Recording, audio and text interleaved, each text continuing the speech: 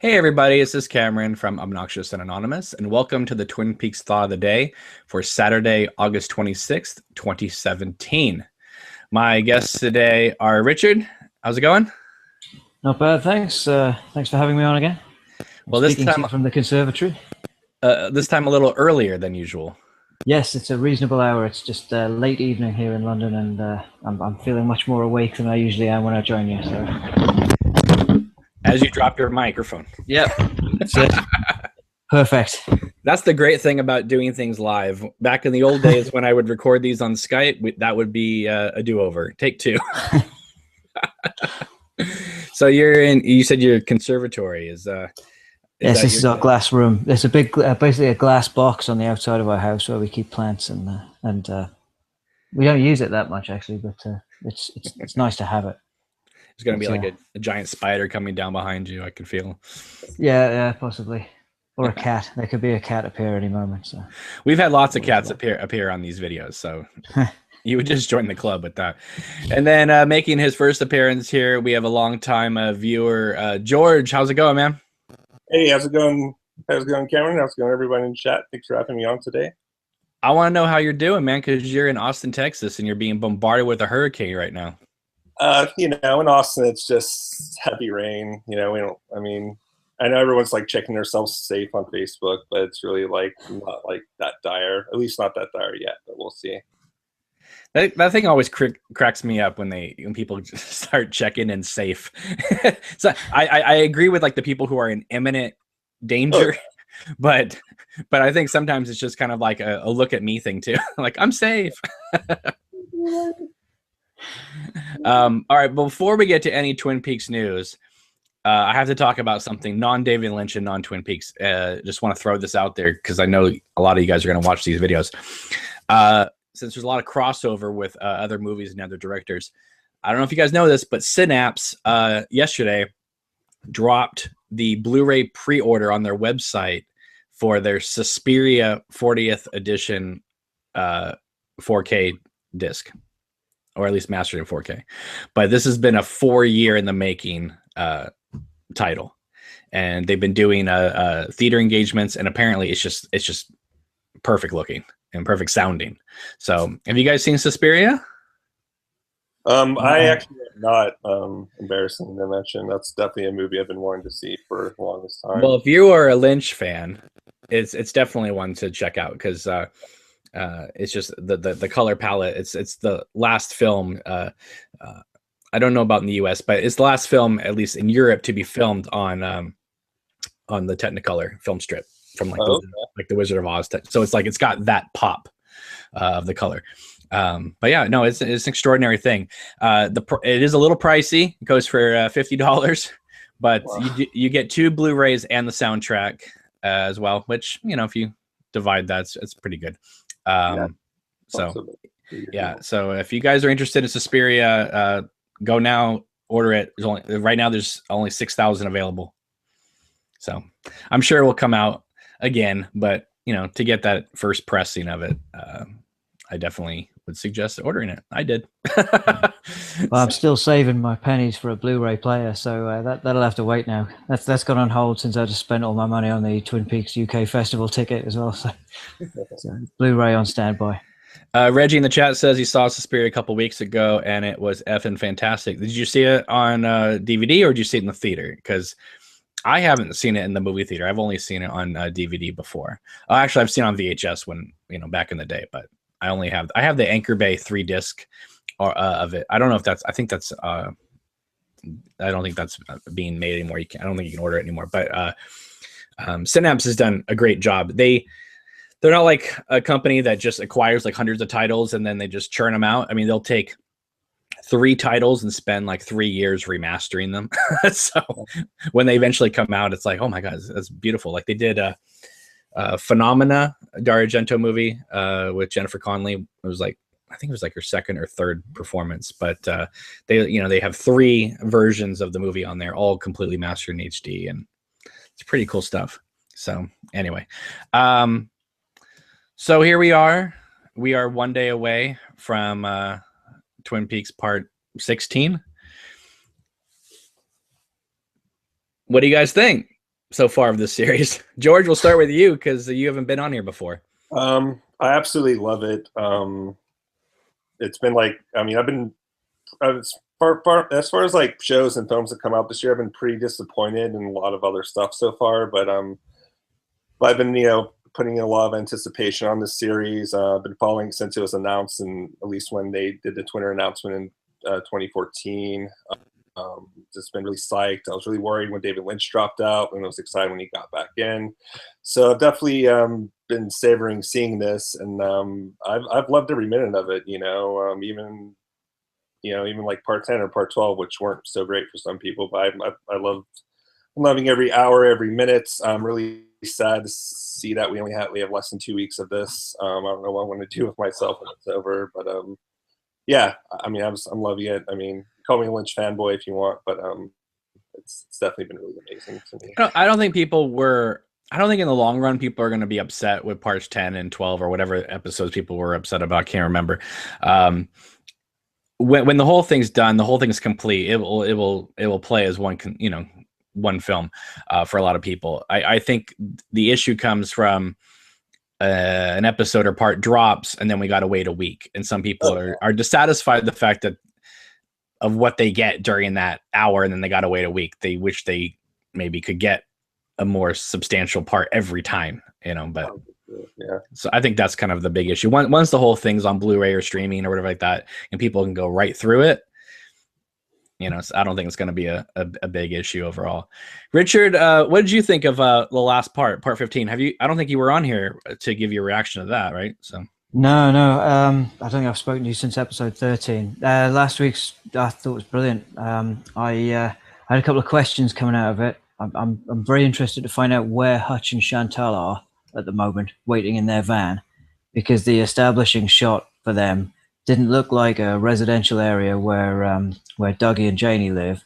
It looked like they were waiting outside some kind of factory or something. I could be there on the way there, but that was one of the questions I had coming out of it. But I thought it was another brilliant hour. I just swept away by it. Well, they went and Chantal assassinated Mr. Todd and his assistant. So obviously they're in the Vegas area. Yeah, but I just because we went to an establishing shot of this kind of warehouse. It was very difficult to see because it was there not much brightness on the TV, and it was just a kind of dark silhouette, but it looked like warehouses or factories. Then it cut to them, and then to another establishing shot of obviously Dougie's red front door. And I just didn't know, because I don't know whether he's the second name on their list, whatever they're gonna kill. So that was just what had me interested. Because I have a theory about where we're going with Dougie in the next episode as well. All right, I don't often have theories. Yeah. All right, well, hold on to that for a second. Why kill Mr. Todd? Just because he was aware of information and they just need to quiet those links? Yeah, I guess so. It was kind of a swift end for the man. So he's been teased into us for quite a few times. He's had quite a lot of lines, quite a lot of interaction. I might have liked to see a little bit more of who he is and what his story was. Yeah, I wonder if they're just going to treat that the way they treat Michael J. Anderson's character in Mulholland Drive, where it's a presence, but we don't really get into it, because I thought not that we were going to get a deep exploration of the inner mechanics of that operation, but I just assumed that we would maybe learn maybe a little bit more since we kept coming back to him and he was hiring Ike and that type of thing. But at least he can relax now, Mr. Todd. With half a face. He's a man who without a face. He's a very worried man. I've seen him very anxious, very nervous, not very happy in his job. But at least now it's over for him. He can chill just a little bit. So, all right. Well, why don't you hit us with your Dougie theory? Okay, I don't think that Agent Cooper is back. Right, obviously stuck the fork in the electrical socket and pause right there. I have to just say, is there any other TV show in history where I'm telling you, you could hear Twin Peaks fans around the world stick the fork in, do it? We were rooting for the main character to electrocute himself. That's fantastic. And then when he couldn't, and when he first like, was trying to get the prongs in and they weren't fitting, you could hear a collective, turn it around, turn it around. And then he did. And when all the lights started going and Janie screamed, I could hear applause going the world over, like thinking because the idea that he came out of the electrical outlet in part 3 and then he's electrocuting himself in part 15 kind of had a symmetry to it with the 315 and all that. So, all right, go ahead. Okay, so I think he's going back into the electrical socket, and I think the next place that Cooper turns up will be with the fireman, going back to what we saw at the beginning. Right. I think instead, what's going to happen in Vegas is he'll go into the electrical socket and be replaced with the original Dougie, the fat idiot Dougie. But didn't Dougie lose his head? Well, yeah, but I don't know. That's the one hole in my theory. Thanks for pointing that out. But that's the thing. That's the thing that gets me, because yeah, that's a problem. But the rules of logic don't always apply in this world. Anything can happen. I think he's coming back just in time to get killed by Hutch and Chantal. So the real Dougie comes back and Hutch and Chantal take him out. Yeah. But meanwhile, Cooper is safe in the White Lodge with the firemen. That's right. It could happen. And that's just, it would also allow Cooper to get to Twin Peaks faster, if you get my meaning, because there's only 3 hours left now. Right. If he comes back in Vegas, right, then we've got a whole load of kind of story to go through while he explains everything to Janie and all kind of things that have to happen narrative wise in order to get him to Twin Peaks. But, I've been wrong a lot of times before. It was just something I thought. I don't think it'd be that easy. I think he came out of the socket in episode 3. He's going back into the socket in episode 15. And that would be a nice ruse to obviously fool Hutch and Chantal. Do you think if he goes back to the firemen and we kind of get a replay of that scene, or, do you think that the timelines are going to become more understandable, or do you think it's just going to be this complicated throughout to the very end, and then only after are we as fans going to have to put the whole thing together? I think we're going to have to put a lot of it together. I don't think it'll all be laid out for us. You don't think there's going to be a moment where everything clicks and then all of a sudden things just get put into order? God, I hope so. That would be lovely. Because I almost felt that was going to happen once Ed and Norma were kissing in the diner. Because when I cut to the clouds and the blue skies, I was thinking, is order being restored in some way? And did that really happen? Because the way Ed just sat there with his eyes closed and then Norma came up behind him, is he like one of the dreamers that creates the dream and then lives within the dream? Did he really get together with Norma? Because it didn't sound like when he first came in the diner, it didn't seem like Norma was going to make that big of a transition to that. Seemed like she was like, go away, this other guy's here. that was pretty brutal, by the way, I have to say. I watched him come in through the door, hey, and then, oh, well, Walter's here. Oh, God, no, don't do this to me, Lynch, come on. And yeah, I thought that was going really badly south, but I'm very pleased with it in the end. Because I thought it was really interesting that it kind of played on the end of towards the end of season 2 when Ed comes in and says, will you marry me, Norma, and they kiss, and it kind of same mannerisms and everything. You see him walking through the door, it's the same wave. It's wow, they've been obviously scripted, but it was a nice touch. And it just, I know they're not going to answer this, but it just seems so strange that they would go 25 years, Ed would remain with Nadine after all this time, and just because Nadine on a whim decides to change her mind about them being together, then Ed can just walk in the diner and say, okay, Norma, I know you've been waiting for me 25 years. Now we're together. It's just, it was very fairy tale like, wasn't it? She's given me my freedom.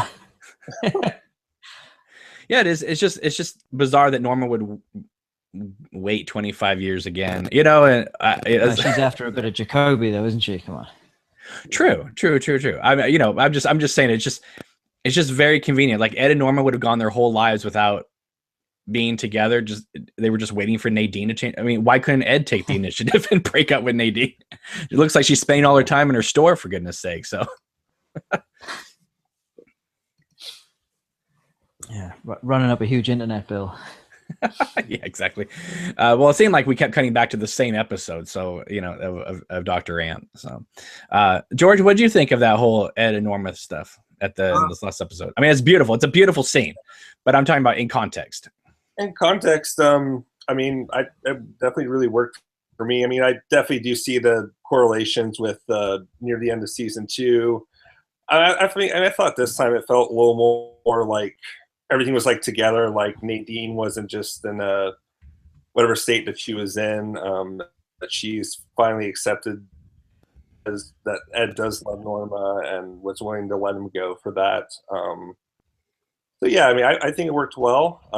It was a really sweet scene. And everything kind of went got a little darker after that scene in the episode, but it was a good uplifting moment. And the whole on the return in general, I thought it was really well done. It was you know, we haven't gotten much of that in Norma in the return, so it was really kind of a good focus. Yeah, at the beginning there were a lot of episodes where she was just giving like stares to everybody, and now she's actually talking. And we finally find out why she's always doing paperwork at that booth. Yeah, it actually made sense, and you know, I'm glad that they're not like carrying out this whole the whole thing with Walter and the business. I mean, at least I don't think they're going to, but you know, you never know. The next 3 hours will bring, so I just we'll have to see. Well, maybe her diner would do a little bit more business if she didn't like take over a whole booth. You know, maybe she had an office somewhere else. But it seems like she just lives there at the diner. Yeah, hey, it's a great diner. Who wouldn't, you know? What did you think of when she was talking about her family in this last part? A lot of Twin Peaks fans have commented they feel like she was talking about the community being her family, whereas I was taking it as, okay, now we're going to get into maybe her mom or Annie or something like that, because to abruptly cut away right after she talks about her family, it seemed quite obvious, especially since Annie is completely rewritten out of the Secret History of Twin Peaks book that Mark Frost did. But Lynch liked her enough to put her literally in Laura Palmer's bed and carry her over into these missing diary entries that showed up earlier in the season. So I mean, you can't bring up Annie Blackburn and then pretend she's not Norma's sister in this in this new incarnation. So I thought it was a very deliberate thing to cut away from Norma talking about her family. But then again, who knows? Maybe she was talking about the community as being her family, but somehow I doubt it. Yeah, I mean, that's kind of what I got in terms of when she said family. I know they're definitely dancing around Annie all throughout the series. I don't know if they're like never going to address it. I hope they address it in some ways, because I mean, Annie was pretty central to the end of season 2, and you know, I mean, the series ended on, you know, people rambling, how's Annie, so you know, it'd be nice to and the fact that Kyle even said on Twitter, we're going to find out how Annie is. Yeah, I haven't seen that one on Twitter. I'll have to look that up, because I think there's a few sayings, and especially Twitter, everything goes by so fast, it's hard to kind of find older stuff. So yeah. All right, so let's get to something. The vlog lady herself put up a video about this earlier today. Who is Judy? Now, I've been holding on to the my theory, which the vlog lady apparently agrees with as well. My number one choice is Nido. I think that is Judy, just for the fact is that at the time of Fire Walk with Me, Judy was supposed to be revealed to be Josie's sister. You know, she can't talk. She does kind of make like animal noises. And we saw, you know, the monkey at the end of Fire Walk with Me say Judy. But apparently we're in the minority, and most Twin Peaks fans, even high profile like commentators, are posting on Facebook that Judy is going to be Garland Briggs. Mhm. It would make sense because he is in the police station or sheriff station saying, Judy Garland, that type of thing at the end of season 2. It could tie it together because we do see his floating head saying Blue Rose. That would be a way to bring it all together and kind of undo the whole Josie sister type of thing. But I almost think that would be almost too convenient if they did that. Nido seems to fit better, especially since Philip Jeffries does refer to Judy. We're not going to speak about her. I don't think Major Briggs was hiding out pretending to be a woman in the Black Lodge area. So I don't know. What do you? Where do you guys lean on this? Are you on the Garland Briggs side? Or are you on the Nido side? Or you have another choice altogether? I'm on the Nido side. I hadn't thought about the Judy Garland reference until you mentioned it now. But yeah, it rings a bell. But I thought what Jeffrey said to Evil Cooper in that room was he said that he'd already met Judy. And I took that as a reference to the fact that the other Cooper had met her in the purple world. And that's what it figured for me. Well, the other thing is, does the doppelganger get to meet people on his own and therefore he has met those people? Or because he is a part of Cooper, if Cooper met these people before he was split, does that mean the doppelgangers met that person? They are one and the same, right? They are two sides of the same coin. Yeah. And he remembers lots about stuff before he was a doppelganger, before Cooper went into the lodge. Like, for instance, in the opening scene when Cooper's talking to the fireman listen, I'm going to always say the giant. I don't care. But he's talking to the fireman / giant, and he says, Richard and Linda. And Cooper says, I understand. Now, does he understand because he has to meet Richard and Linda before this encounter with the fireman? Or does he understand because was it part 3 when he was able to look out between the curtains and see the doppelganger driving down the road? Could Cooper in the Black Lodge have seen, like, his loved ones, family, friends, whatever, their life like pass before his eyes over 25 years, and he understands Richard and Linda without having met them because he's been watching everybody's life through the Black Lodge over these 25 years? That's where I'm kind of confused. Does he have to meet them to understand it, or does he understand because he's kind of like been a ghost but he's been able to watch everybody's life move on? If Richard is indeed the son of the doppelganger, and if Linda is the son of, let's say, Annie and Cooper, wouldn't that give him access to be able to see his children grow up? And I would definitely assume so. I think I'm not sure like if this is even like theorized, but I think when Cooper went to the Black Lodge in season 2, he was kind of split into two with his doppelganger. I think what one experiences, the other can experience is memory. Again, I'm not like one to really theorize much, but that's kind of the conclusion I've kind of come up to personally. So maybe because the doppelganger has encountered Richard now, maybe that's how Cooper understands, or maybe he's like witnessed his whole life over the last 25 years through the Black Lodge, who's able to see Mr. Steve drive through the road through the curtains. So it could be a number of things, but that's kind of the conclusions I've kind of come to. What about you, Richard? But he asks Richard who his mother is, which he might not do if he already knew who it was, unless he was just testing him.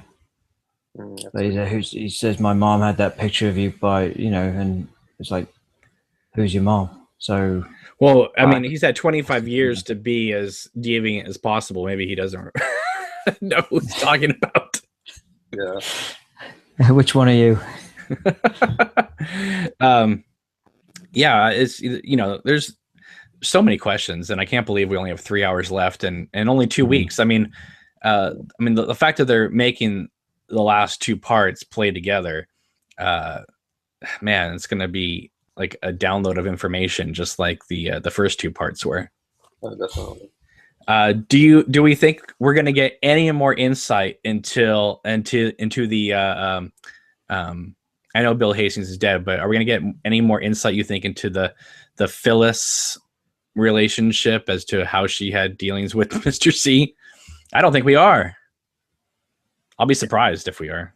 Yeah, I don't think we are either. I think that kind of ended when his head was ripped into in part 11. So, well, that's a bummer. Or what about where they found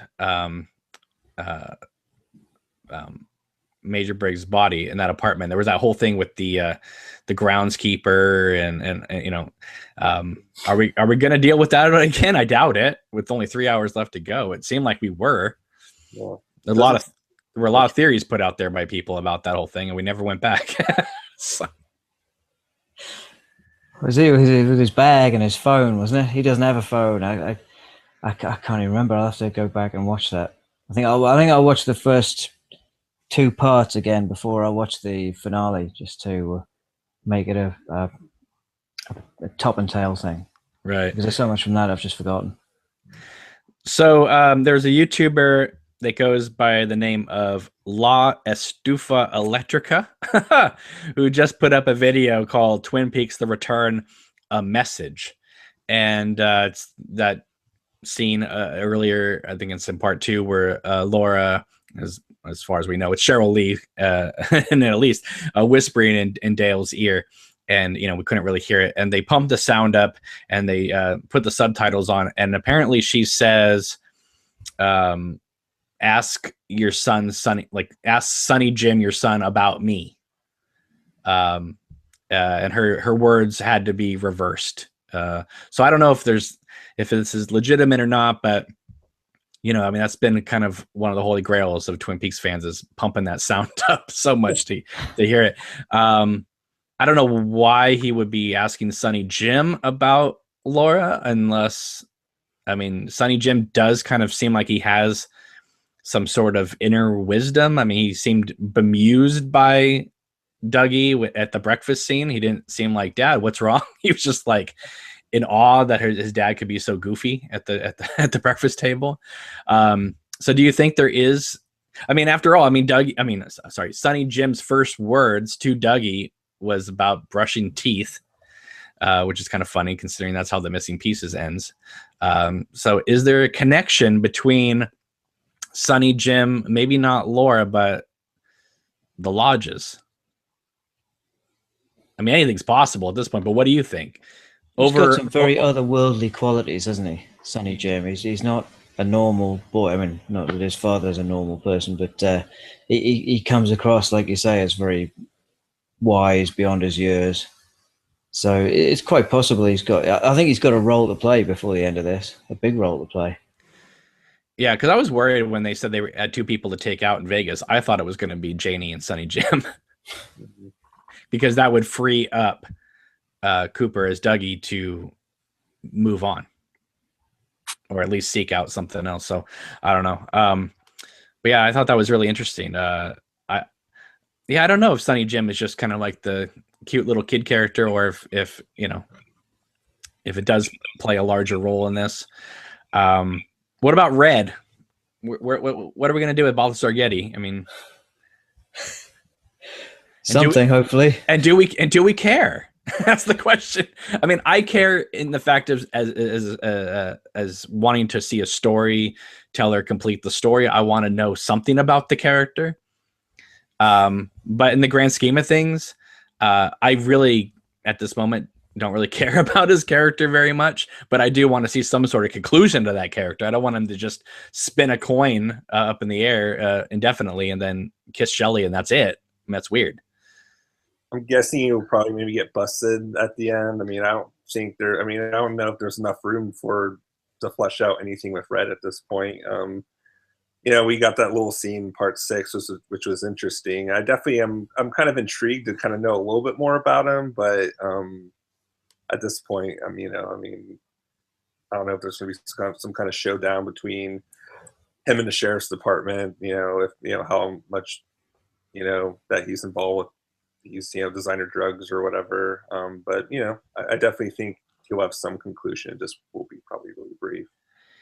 Or him and the doppelganger. If the doppelganger's with Richard Horn at the moment, Richard Horn's got some dealings with Red that haven't been resolved. That could end badly for Red. Does he study your hand, and then Cooper could just rip his arm off or whatever? Well, considering that Richard being a wanted man is not going to look good on Red's business. No. So I just can't wait. I really hope that Richard just has like the worst death I've ever seen on camera, because I hate that character so much. I mean, I love to hate him. It's not like I think it's a bad character. But people in the chat want to know, is the 119 lady coming back? I mean, listen, if it was a one-time occurrence outside the house where Dougie was, using that property, I'd be like, no, that's just the Lynch thing, But the fact that we went back, I think 3 times, maybe 4. I think it's at least 3. Come on, there has to be some. So it can't just be. You think Lynch would cut back 3 or 4 times to a random character that had nothing to do with? I mean, I don't think it's going to play a big factor in anything, but I would be surprised if that's all she was for. Well, her little boy as well. I mean, he seemed more interested. For one thing, it would take one of them to actually leave the house and go somewhere, because that housing development where where all those scenes played out seemed like it was quite a long way away from anybody. They don't seem to have a car, so I don't know. One of them would have to leave and go somewhere where they're going to make a difference. Yeah, we got Robert Bridget in the chat throws out a great comment. There's a part of me that thinks the 119 lady is the one making all the noise in the police station when they're arrested. Johan seems to think 119 is Judy. I don't know about that. All right, so let's discuss this wild theory. I got contacted by a regular viewer who unfortunately wants to remain anonymous. I want to give this person credit for these crazy ass theories, but he's like, no, I don't want my name out there. So, all right then. But he sent me this thing about Audrey and Charlie. And this is just wild. I don't even know what to say about this. But he says, Audrey/Charlie, AC, basically A/C, alternating current. They keep alternating lines in this current scene, but never move forward to another scene. Do they represent AC electrical power? But who is the DC or direct current? Probably Dale Cooper. Who is the DC or direct current electrical power? Now, the fact is, like that to me would be like, that's a wild, insane theory. But the fact that in the missing pieces, when the little man says, "From pure air, we descend," yeah, that kind of scares me a little bit. That there might be this kind of connection here. The only thing that keeps me from diving head deep into it is if this was like part 3, I'd be like, maybe really like interesting. We got 3 hours left to go. They got to start, connecting it all. If all of a sudden we find out that Audrey and Charlie are representations of alternating currents in the air of Twin Peaks, I would be surprised and shocked that they could get that amount of information downloaded to us with all the other things still needing to be wrapped up as well. That's just me. I think almost if it was someone else and Charlie, somebody else with an initial A, but the fact that of it being Audrey would just be too much confusion in there. I don't know why it would be her. Her. If it was her and another character we knew, fine. Or if it was 2 characters we didn't know from before, I'd say that was more likely. But to have her in the mix just adds so many other associations that would just, I don't know, make that difficult to explain or rationalize in some way. Suzanne B in the chat says, how about that theory going around that Audrey is dead and stuck in the wood of the Great Northern? I can't get on board with that because Josie's also stuck in the wood at the Great Northern, and there's only room for one queen bee in the wood at the Great Northern. So,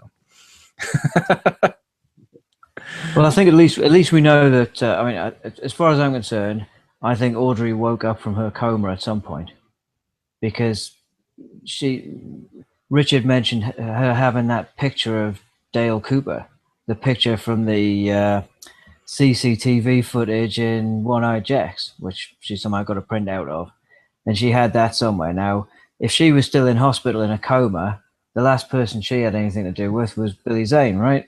Because he'd be coming in there and slipping a picture of just a random picture of Dale Cooper next to her bed in case she wakes up, unless it was him. I don't know. But well, I mean, the doppelganger could have had his way with her, and then she is awake, and then has Richard later. I mean, that's a possibility. Yeah.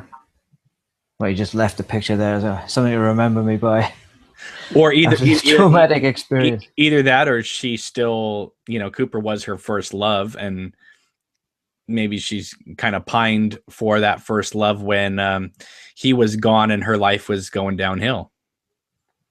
Yeah, I mean, I've known a lot of people that, late in life, they start getting in touch with people who were their kind of first loves because they're trying to rekindle some sort of memories of that kind of thing. So, I mean, Audrey's life does not look like it's been the most fun.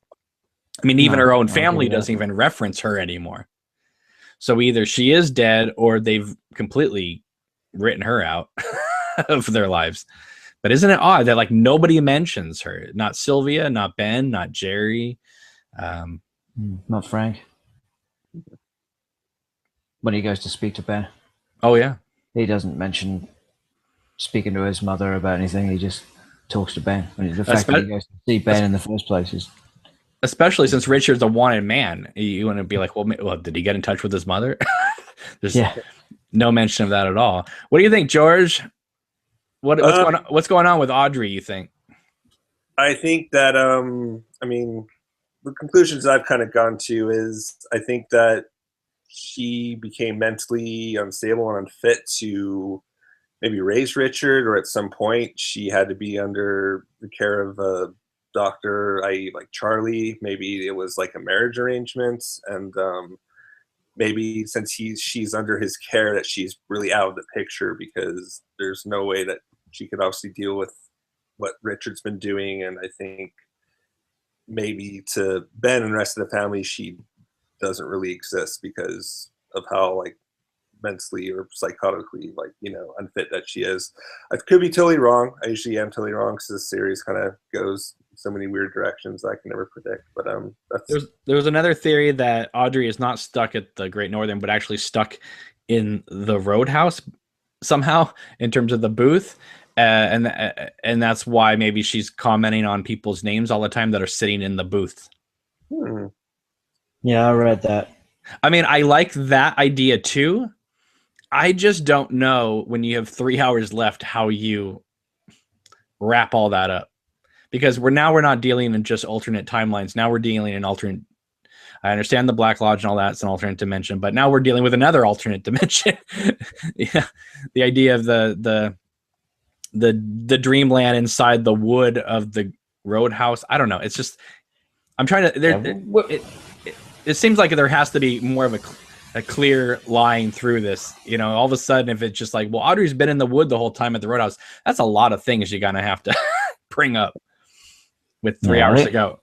Wherever Audrey is not, in my opinion, this world, this reality. There's too much weird stuff going on in that house, in that situation, for that to be real. And this whole dilemma over being able to leave. She doesn't seem able to make that decision to leave. And it's almost like Charlie thinks, it's almost like he wants her to, but she's got to make the decision on her own.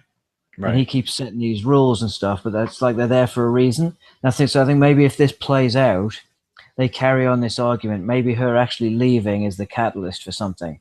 Maybe she needs to turn up at the Roadhouse at some important point, knowing what she does about certain characters, maybe the ones from the booth, right? But having this knowledge or being able to affect things somewhere down the line, even if it's just at the end. But she was a key character in the past. yeah, maybe that's just all it is. Maybe she needs to break out of wherever she is at the moment in order to have that impact. It's going to be really important. Well, the thing that worried me was when Charlie said, "I could end your story." Yeah. What the hell does that mean? Yeah, I mean, that was bizarre. I mean, that's not just a couple fighting. That takes it to a whole other Inception kind of level. Yeah, and that's another beauty about this script is that you could be having a conversation like that, and then all of a sudden a line just drops in there, which can make your skin crawl just a little bit. You think, oh, what the hell? What's that about? That doesn't sit. That's not something people say to each other, not people in the real world. So I like that thing that just a little line here and there that just sends a shiver through you, and that's good writing as far as I'm concerned. William T. PQ says Audrey's signature attack of strangulation of what's his name? Geddes? No, what is his name? From Emery Battis. Battis, not Geddes, Battis. That's similar to Richard, the way he like will grab someone by the throat. I don't think they were going for that, but there's always connections and everything. Let's see here. Alice Lynch in the comments says, "I want to know more about Beulah. I find her intriguing." I don't think we're going back to that cabin. Do you? I don't think so at all. I think it's just to show that he has weird minions everywhere. With Ray and Daria dead, I really don't understand why Mr. C would even go back to them. It was a great scene, though. I mean, I really did like Beulah and Otis and the whole like atmosphere of that scene. It was really, really cool. But if less inclined to take drives through rural America now, I must say, there's houses like these dotted around all the place with that place where Jeffries is staying, and the place with Beulah, and the convenient, and there was another place they ended up. Oh yeah, what's his name with the large CCTV monitor? These places are dotted around everywhere. I'm sticking to the interstate if I do a driving holiday in the States again now. But if the doppelganger, Mr. C, is also the billionaire that's running this whole New York operation, how amazing of a character is that to have this $1 billion operation over here, but then be hanging out with Otis and Beulah over here, and then have Hutch and Chantel over here. I don't know. At this point, I don't think that he's the billionaire. I think that's something else. I don't know what it is or who it is, but I don't know. It just, I mean, yeah, he's rich. He's got this, like, they showed this like house that he has in the Caribbean or whatever like that, but. Well, there was the photo of him. There was the photo of Cooper by the box, and he was with someone else. And I don't remember the guy's face, but it wasn't familiar. It wasn't a familiar actor either. And you don't think it's Charlie? Ooh, is that a theory?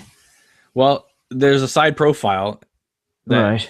Some people are throwing that out. Some people are saying it could be the co-writer of Bill Hastings' website. Was he locally called to be Charlie, though? I mean, I haven't looked back at the photo recently, so. Could have been on a step. Yeah, that's true. Like Alan Ladd.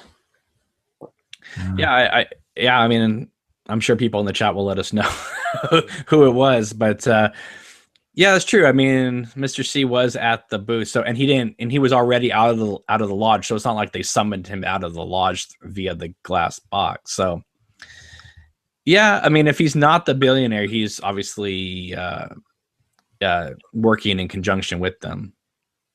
Yeah, he's definitely involved with that somehow, but I mean, I'm not even sure we'll even see or get mention of a billionaire again, but You think the New York situation is just that, and we're never going back to it? I mean, if we do, I'd probably think they'd probably save that maybe for the very end. But I mean, anything's possible, but it just hasn't been mentioned besides that photograph. Honestly, I would be shocked and quite frankly a little disappointed if they didn't touch base on about that, because it's played a role in at least 3 episodes, right? So the first 2, and then the reference with the picture. Yeah, they can't. I don't think just leave that hanging. I think we have to go back there at some point. It would be a nice cyclical kind of thing to do as well, to wrap things up, to bring us back to where we started. It's a common narrative device. And in a way, they didn't. If they weren't going to deal with it, they could have just, I mean, we dealt with it in part 1 and 2. I mean, in part 2, when Cooper came out and we saw the sort of the other angle basically before Sam and Tracy came back in. So, I mean, in a way, if they weren't going to deal with the New York thing, they could have just ended it right there in a way that kind of, they dropped the name, they dropped something so that we had a connection to it later in the series and we didn't have to go back. I don't know. Kyle keeps saying this is all going to make sense, at least, on one level. I hope he's right. I mean, I don't need answers to everything, but there's certain things like that. I want to know, who was in charge. I don't want it to just be this mysterious thing left hanging, because I think that's just not really fair to the viewers. It's kind of a big thing to leave open. Oh yeah, I mean, I'm definitely interested to see if the box kind of how it really comes into play. Because we kind of like little things, I guess, of the mother going through and devouring Sam and Tracy, but definitely could use a little more, I guess, context to what it is or why it was installed or whatever. So definitely interested to see if they go anywhere with it. Just just with 3 hours left, it's kind of hard to see what they're going to do. But well, especially with Lynch's pacing, maybe if this had a pacing of like a more quicker show, they could get a lot more information in there. But if he stops the whole episode for Dougie to tie his shoes for 10 minutes, I mean, it's just. All right, so Naito's in the jail, which frankly surprises me. if they think that that's gonna hold back anybody from trying to kill her, especially since we saw in part 1 that a woodsman can kind of float into a jail cell, right? That's a problem right there. But the good news is that they arrested James and Freddie.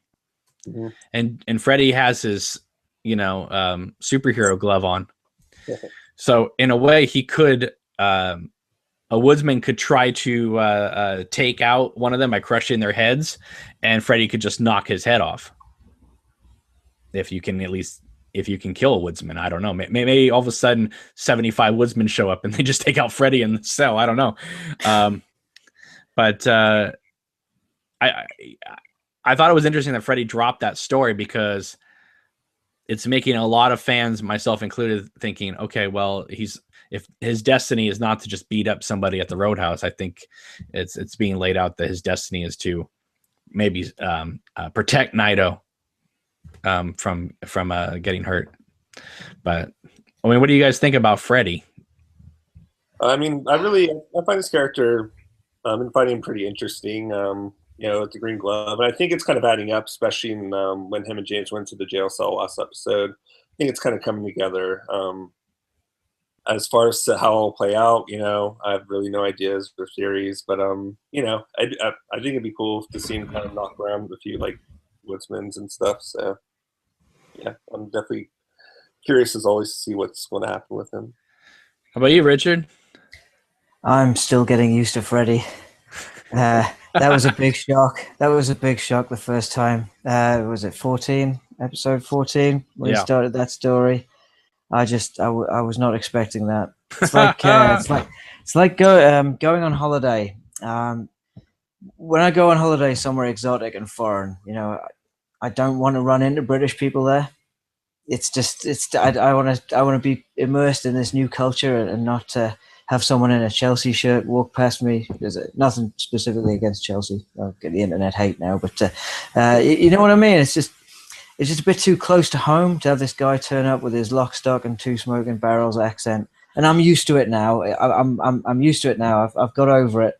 But it took me a while. That's the first time I've kind of gone, what? No, British people don't speak like that.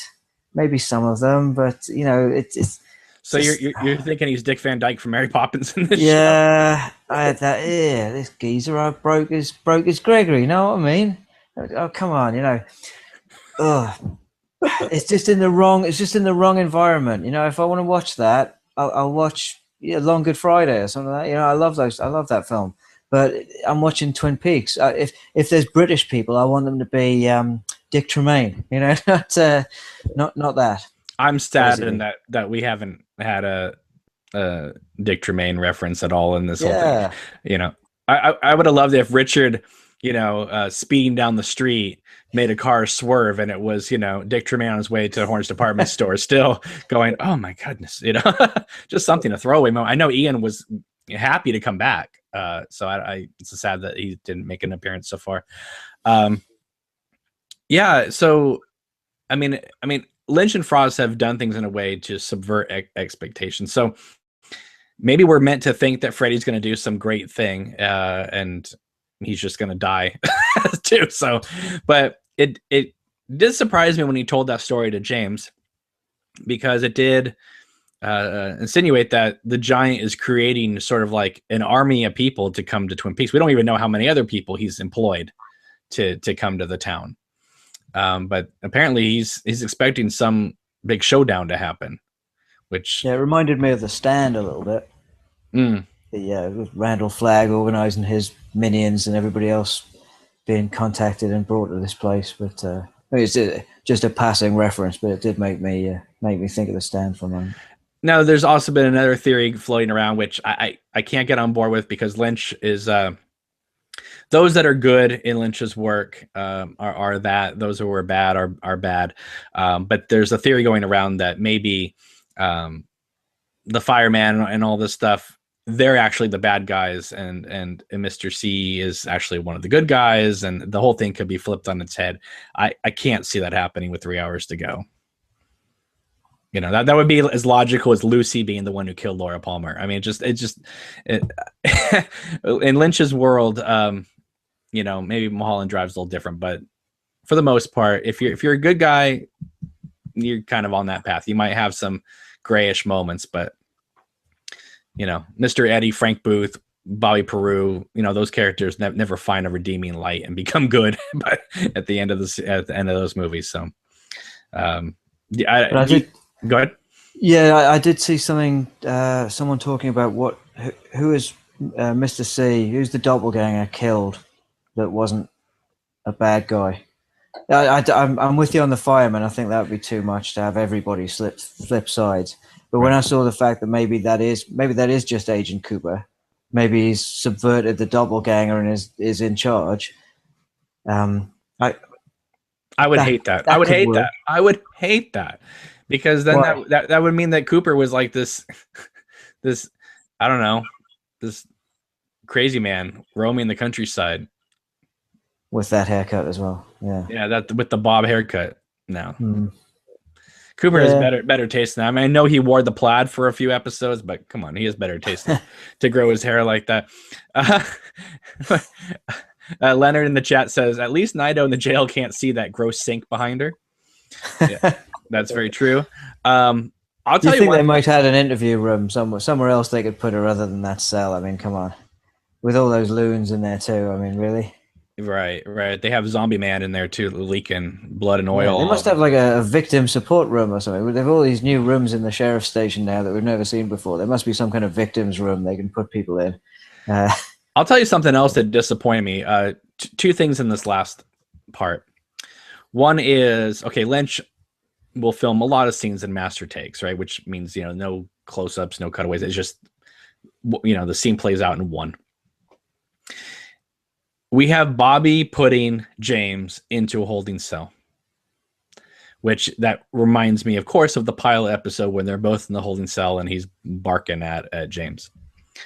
But we don't get any close-ups. We don't get any dialogue. Bobby and Hawk just put James and Freddy in the cell and then walk out. Like, to us, this is the first interaction that we've seen of Bobby and James since season 1. Because they really had nothing to do with each other in season 2. I mean, after Bobby planted the cocaine in James's bike, that was the end of their story. Never came back up again. I wish there had been a line in there of Bobby going, "Hey, James," or something. Especially since they're dealing with Bobby's dad. They in terms of going to Jack Rabbit's palace. Bobby's walking into a conference room with Laura Palmer's picture. Now James is arrested and he's in the cell. It's kind of a replay. I don't know. I wish the characters would acknowledge the fact that there's these connections are happening. Like, why is James this happened with James, but I just saw Laura's picture. This is all like coming back into some weird thing. I just wish there was a little bit more acknowledgement of it, as opposed to just Bobby and Hawk puts Freddie and James in the cell and they walk out of the room with no, you know what I mean? It just seemed like a little empty of a moment. They could have really chewed on it for at least a second or two. Yeah, maybe it's kind of. I see that. Then I do think of times when in films and TV you see this, and they stop and have this conversation at this point. You think, wouldn't they have had that conversation when they first met? Presumably, Bobby arrested him at the roadhouse, and they would have had that kind of little tete-a-tete then. And then this is the end of it, where he locks him in a cell. I know. It'd be nice. I'd enjoy it. I don't even need a long conversation. I just want, hey, James. Just something to acknowledge it. The other disappointing moment was when Gordon calls Lucy and she says, patch in a Truman, and he goes, Harry, and he's like, no, this is his brother Frank, and what happened to Harry, and the type of thing. But when Gordon relays this to Tammy and Albert, Gordon doesn't differentiate that it's the brother to them, because I would think that Albert would have said, how's Harry doing? I haven't talked to Harry in a while. How is he doing? And then for Gordon to say, I spoke to his brother, Frank. I found it odd, because Albert and Harry had that relationship, that up and down relationship that finally culminated in Albert and Harry hugging it out, like, looking good, Harry, that type of thing. So I was a little disappointed that there was no kind of moment of Albert just saying, oh, how's Harry doing? Not well, but I spoke to his brother Frank, or something like that. Just acknowledge it, because don't you think? Yeah, I'm with you on that. What about you, George? Am I just being a nitpicker here, or is that? No, I mean, I was kind of hoping when that scene was going on that, because I mean, Albert and Harry kind of had that breakthrough in season 2, and they were always kind of at odds, and they kind of made up, and that obviously that speech by Albert, was, beautifully written and everything. I mean, I hope there's some acknowledgement, especially between Bobby and James. I mean, I know we only have like 3 hours left, but it would be nice to have those little moments. I'd feel kind of sad if Albert didn't even know what was going on with Harry, and if James and Bobby were just like never like made peace. I think things like that would be kind of tragic in a certain way. And I have no idea. Someone's bringing this up in the chat. KM Charlie 75. Why is James working as a security guard for the Great Northern? You would think him being a bookhouse boy would have lined him straight up to be a deputy at the sheriff's station. It could also have been like his motorcycle accident. I mean, maybe that kind of held him back in certain ways. Which is my theory about why he's singing Just You again at the Roadhouse. I really do think at this point Donna died in the accident that they had, and that was his tribute to Donna while he was singing it to another married woman, Renee. But I because people are saying, why would he sing that song 25 years later? Well, Maddie's dead, and if Donna died, it's kind of a tribute to both of them. I definitely agree, and it would have been great. It would have been fantastic if James, while singing it, looked over and it was Cheryl Lee and Maura Kelly doing the vocals as sort of like his dream of it. So like in reality, it'd be the two girls, but you'd have Cheryl Lee with the brown hair and the Maura Kelly reprising Donna Hayward, since it's not going to be Lara Flynn Boyle. Although we did get a picture of Lara Flynn Boyle in the background when Sarah's watching the boxing match. You clearly saw the Laura Donna picture on the table back there. So it was out of focus, and Lara Flynn Boyle did not get a credit at the end of that episode. But any other picture that's shown up in this, they get credits. So I found that really interesting. But I would have loved. Listen, I love Cheryl Lee as Laura Palmer, obviously, but I also really liked her as Madeline. I really did, and I wish they would acknowledge that a little bit more. Either in the Black Lodge or in another way, because Madeline was a pretty substantial character if you think about it in that original series. Yeah, she had one of the best scenes in the whole original series. That scene with her and Leland and episode 14. You mean the death scene? Yeah. The longest 20 minutes in television history, I think. Oh Totally. Yeah, I mean that because not only was she a really great character and very well acted, man, they sent her off. Like, I mean that now that's how you make a exit in a series. Yeah.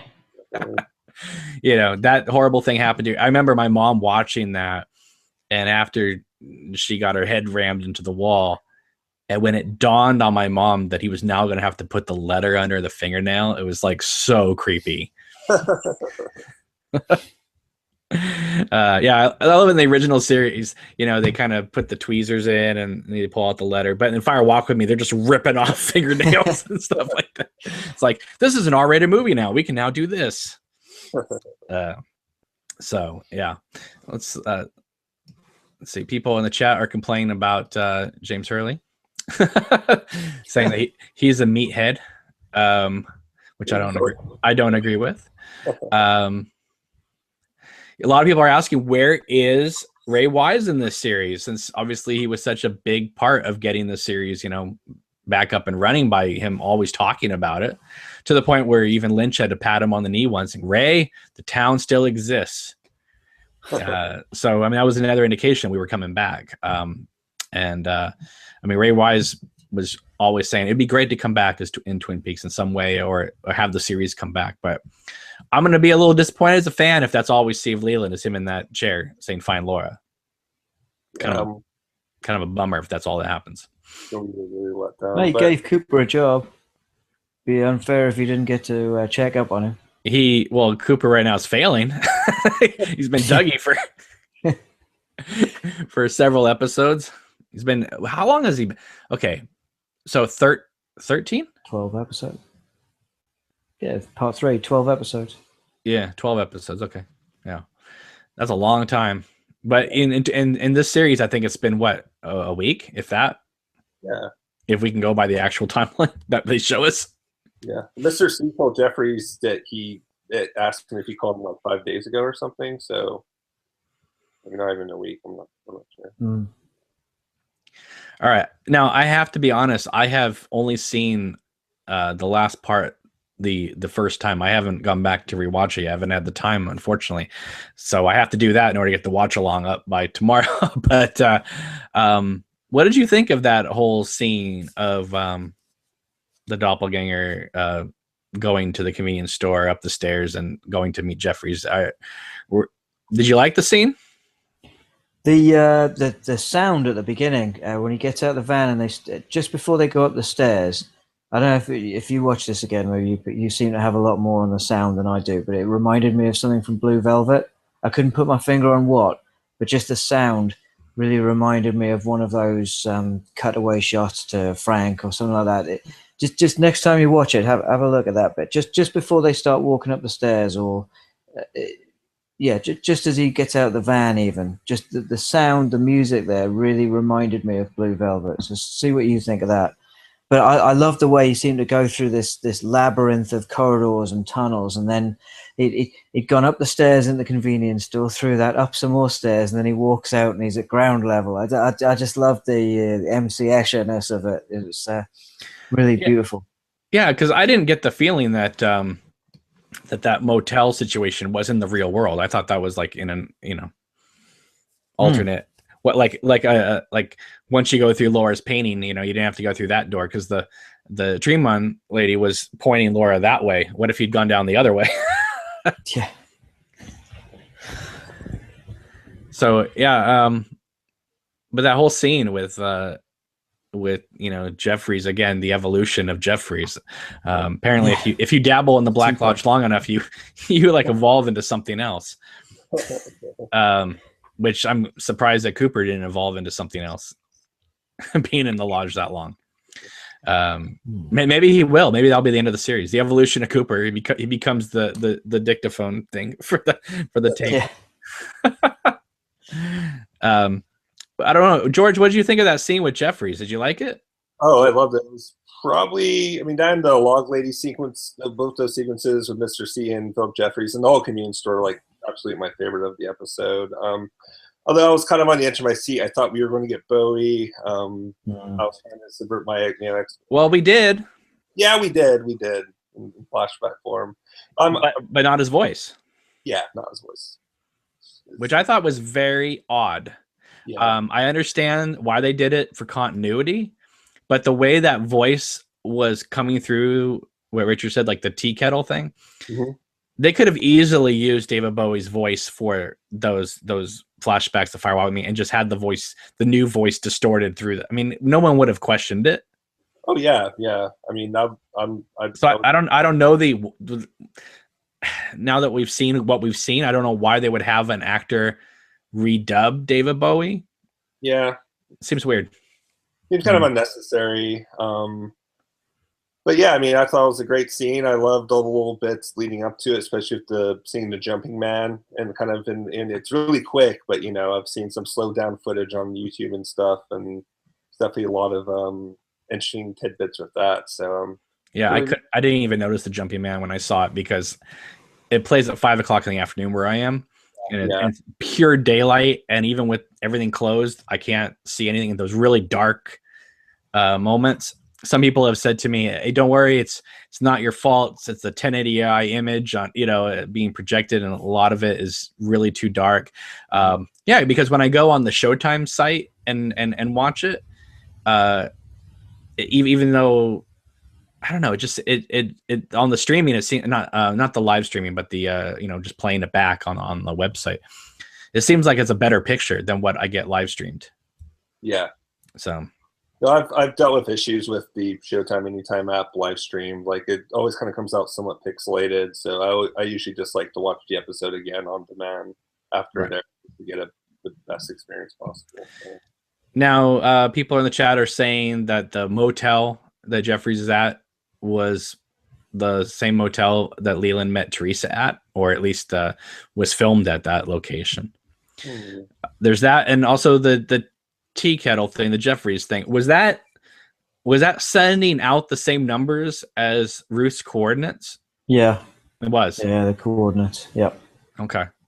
I heard this great theory out there that the coordinates is not to the Black Lodge, but to the fan in Laura's house, which I thought was great. If that turns out to be true, that'd be amazing.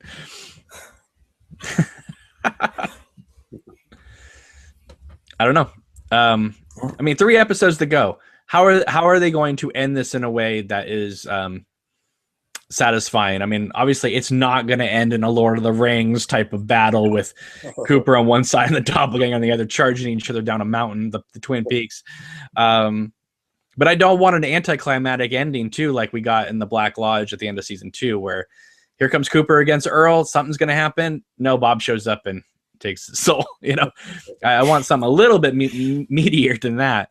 But I'm trying to figure out, how are they going to do this? What are they going to do to really? I mean, do you think after the end of this next episode, we're going to have a feeling, not necessarily how it's going to end, but a feeling of what is going to happen next, so we're ready for the finale?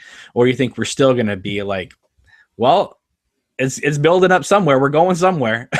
Because usually in the the second to last of the episodes of a series, you kind of have a feeling of where we're going to be wrapping up, or at least heading in a direction. There's still no indication of what that direction is. I mean, you say that Cooper might be with the fireman, but how does he get to Twin Peaks when he doesn't have the dirt from Twin Peaks in his pocket to be able to get back to that location? What makes him not go to London? Yeah. Yeah, I think this will probably kind of keep like connecting, coming together a little bit more. I mean, I'm assuming everything's going to be leading into Twin Peaks with Gordon, Diane, and Albert, and now the doppelganger and Richard Horn and everyone else. I think the pieces will probably be connecting a little bit more. But I mean, you never know. They could like save that for the last the last hour, last 30 minutes. I mean, you never know. But. What about you, Richard? It's I was just, as you were talking, I was trying to think of this less like a series and more like a film. Maybe I think that's what it's supposed to be, isn't it? And if you took that concept of a film, I guess that 18 hours. So that was a 3-hour film. You'd be in the last 20 minutes or so.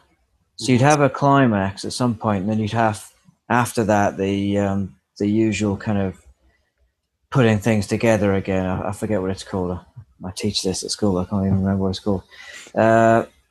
After the climax, you have this this period of just reestablishing order, which I'm getting. And I just don't know whether, if this is meant to be taken as an 18-hour film, then the last hour or half hour of it could well be just establishing a new order rather than climactic battles. Yeah. But obviously, I've got no. I mean, he can't. That, you know, kill the doppelganger and then turn around and just thumbs up in the air and aces, and that's the end of the series. I mean, Jesus, be horrible. That'd be brilliant. Aces, close, love it.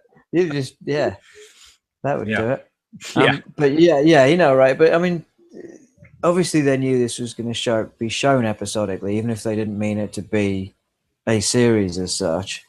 But it may be that it just goes, you know, off on a direction. Oh, sorry, my phone's playing up. Well, let's discuss this crazy ass theory that seems to be going around. Maybe George, maybe you sent this to me. I can't remember. And I don't even know the specifics of this theory, but if this turns out to be true, this might be one of those things like Lana being the billionaire that would literally make me start puking Garmonbozzi everywhere. And that is it possible that Gordon will be revealed to be the true bad guy of this series? George, are you the one that sent this to me? No, I don't. I would never think of anything that absurd. Listen, I know Lynch has given himself a lot of screen time in this series, but there's no way he's going to make Gordon Cole the villain of this piece. I mean, and there's a lot of people out there who believe this. And I don't know if these are people that are just trying to be contrarians and just say, well, anything's possible. But if you know Lynch's work, I would be shocked if Gordon Cole is the mastermind behind this. I'm skeptical. Let's say throw the rug out from under us, do a complete 180. Yeah, but I don't know. I mean, I definitely think Gordon has like some special connection maybe to the lodges from that sequence in part 11. If anything. When the attack of the 50-foot Laura Palmer showed up outside the store, a lot of people are saying, I've heard a theory about Albert being a bad guy as well, because a lot of people think that was Albert on the phone talking to the doppelganger in the motel room. I think it's Philip Jeffries, honestly. I would be so upset if it was Albert too. I don't want them. I like them. I don't want them to be bad people. Did you ever read any theories about what was going to happen in season 3 if it carried on straight away? I'm just thinking about what you said about Gordon not being a bad guy. I remember reading something a few years back about a plan that in season 3, Harry Truman was going to end up being the source of the drug trade in Twin Peaks, or having a major part in it. Wow, I'm so glad it got canceled. Yeah, me too. I mean, I would have hated it, but I can't remember. I read this years ago on the internet. There's no way Michael Onkeen's performance as Harry S. Truman was so like down to earth, and he was the moral center almost in a way of the whole town. To rip that out from everybody and make him no, that's just a bad writer's room idea. Like, wouldn't it be cool if? And it's like that Jeff Goldblum line in Jurassic Park: "Just because you can doesn't mean you should." Yeah. No. Would have been a jump the shark moment for sure. It would have been totally real. Listen. I'm still holding out for Harry. We've got 3 hours left, man. Okay. Let's say it. Over under 60%. Michael Onkeen shows up in some form in this series. Over or under? I say over too. I'm at 85%. Yeah. What about you, George? I'm kind of 50-50. I'm hopeful but skeptical, only because he didn't appear in the cast list, but that could also be a ruse, because I hear a lot of actors who've appeared in Return weren't on that exact cast list. Well, he could show up like Will Hayward did. Yeah, I mean, he doesn't have to be like walking into the sheriff's station. This is my station, my neck of the woods. Get out of here, Chad, and all you people. You know, no, that's not going to happen. But listen. They've mentioned Harry way too many times. I mean, if they just even acknowledge like Harry's doing fine, Twin Peaks is back in order, and Harry's back to great. You know, he's coming home, great. You know, I mean, but I somehow I feel like there's going to be some sort of thing of Harry on the phone, on the Skype phone with his brother. Well, so I'm glad they haven't killed him off camera yet. That was one thing I was kind of fearing since one of the first times Harry was talking. I mean, when Frank was talking to Harry on the phone, I was kind of, oh, they were going to try to kill him off camera, but I'm glad they haven't. So. Peter Stanley in the chat says Skype Harry would be great. Calvin says, I believe there's a 5% chance of Onkin showing up. Charles says 30%, as much as I would love it. Leonard said Harry dies in episode 17. Thanks, Leonard, for being an optimistic person here. No. World without sunshine. Yeah. Yeah, that would be horrible. They bring up Harry through the whole series and then kill him off screen. It's like, why don't it just you know what? I would have been happier if they just said he died in the 25 years in between and Frank took over. Yeah. I don't need a tease all the way through the season and then kill him off screen. That's horrible. Okay, yeah, so I thought before it started, I thought Cooper would have killed him. I thought that was going to be the explanation for why he wasn't there. That would have been amazing. The doppelganger would have killed him. That would have broken my heart, but that would have been an amazing thing. Yeah, because if they had like wanted posters for Cooper, have you seen this man, like all over Twin Peaks, that'd be awesome. Okay, so what are we gonna do about this Roadhouse and the Renaults? Are we just getting acknowledgement that they're still in the drug girl trade, or do you think there's more to that to be dealt with? And why is the Roadhouse still being operated by the Renault brothers and not being like monitored more closely?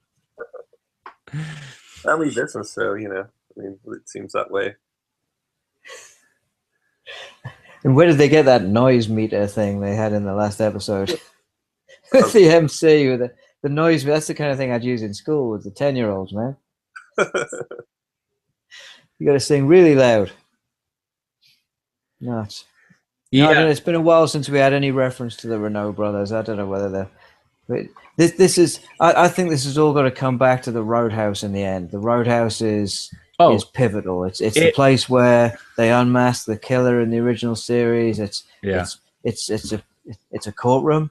It's everything you possibly want. So I think the finale is happening here. That's where everybody's going to. Series ends with Julie Cruz on stage. Yep. Yeah, totally. I'll go with that. Now there may be an epilogue moment after that scene, but I think series ends with Julie Cruz on stage. I mean, most of these episodes or parts end with a singer on stage with the credits rolling. Credits roll. Maybe they'll let Julie Cruz actually finish the song before the credits roll, so we get like silence or a wind or something like that. But yeah, at this point, I firmly believe now Roadhouse scene closes it out with Julie Cruz on stage. Or we go through the credits, right? Julie Cruz, Roadhouse, we get all the credits, then at the end we fade to black, and then it comes back up and we get Cooper with Samuel L. Jackson as Nick Fury, and they tease Cooper's entry into the Avengers movie coming up, man. Cooper enters the Marvel Cinematic Universe. All right, so let me throw a question out to you guys that I'm interested in. Showtime. What is Showtime going to do to prevent everybody en masse to lose their subscription status with them? Are they going to announce, maybe not a season 4, but are they going to announce Lynch and Frost have signed up to do Twin Peaks standalone movies, maybe 1 or 2 of them a year, maybe 1 a year? Is that going to get people to stay with Showtime? Or, I mean, they're saying, oh, we're so pleased about all the people subscribing. Well, they're not going to be so pleased when all those people leave right after the series gets deleted from Showtime 3 weeks after the finale episode. Yeah. I'm trying to just think from a business point of view, what do they do? Because when they went from 9 to 18, I originally thought, okay, that's how they're going to keep people. 9 episodes for season 3, 9 episodes for season 4. You get them for 2 years, but obviously it didn't happen. So just kind of curious, what are they going to do? And do they even care at this moment? Because of, there's just article upon article being written about that. While it's very well respected, it's not doing very well ratings wise. So, but obviously they did well with the subscribers. So I'm just kind of curious, how are they going to keep everybody? Or are we just going to see articles about everybody fleeing Showtime?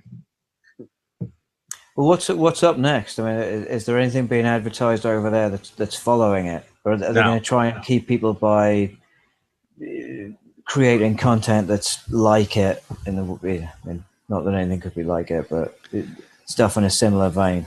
Crazy Beats in the chat says, a standalone movie following the original series, or follow the original series. I can't see why that wouldn't happen again. I don't think there'll ever be a theatrical film again. That will never happen. Partly because Lynch doesn't want to have what happened to Fire Walk with Me happen again, and it would. it really would. It wouldn't do very well. But I think that making it on Showtime, or at least making it and then Showtime distributing it on their site, that would make everybody happy, I think. I just can't. I can't. They're never Lynch. I would be shocked if Lynch ever made a theatrical film again, let alone a theatrical Twin Peaks movie again. So, I mean, if one thing's going for it in terms of being on cable is that he could make the movie 3 hours if he wanted, 2 hours, whatever. Theatrical film, it has to be that a certain amount, length or whatever. So, or at least keep it from being too long.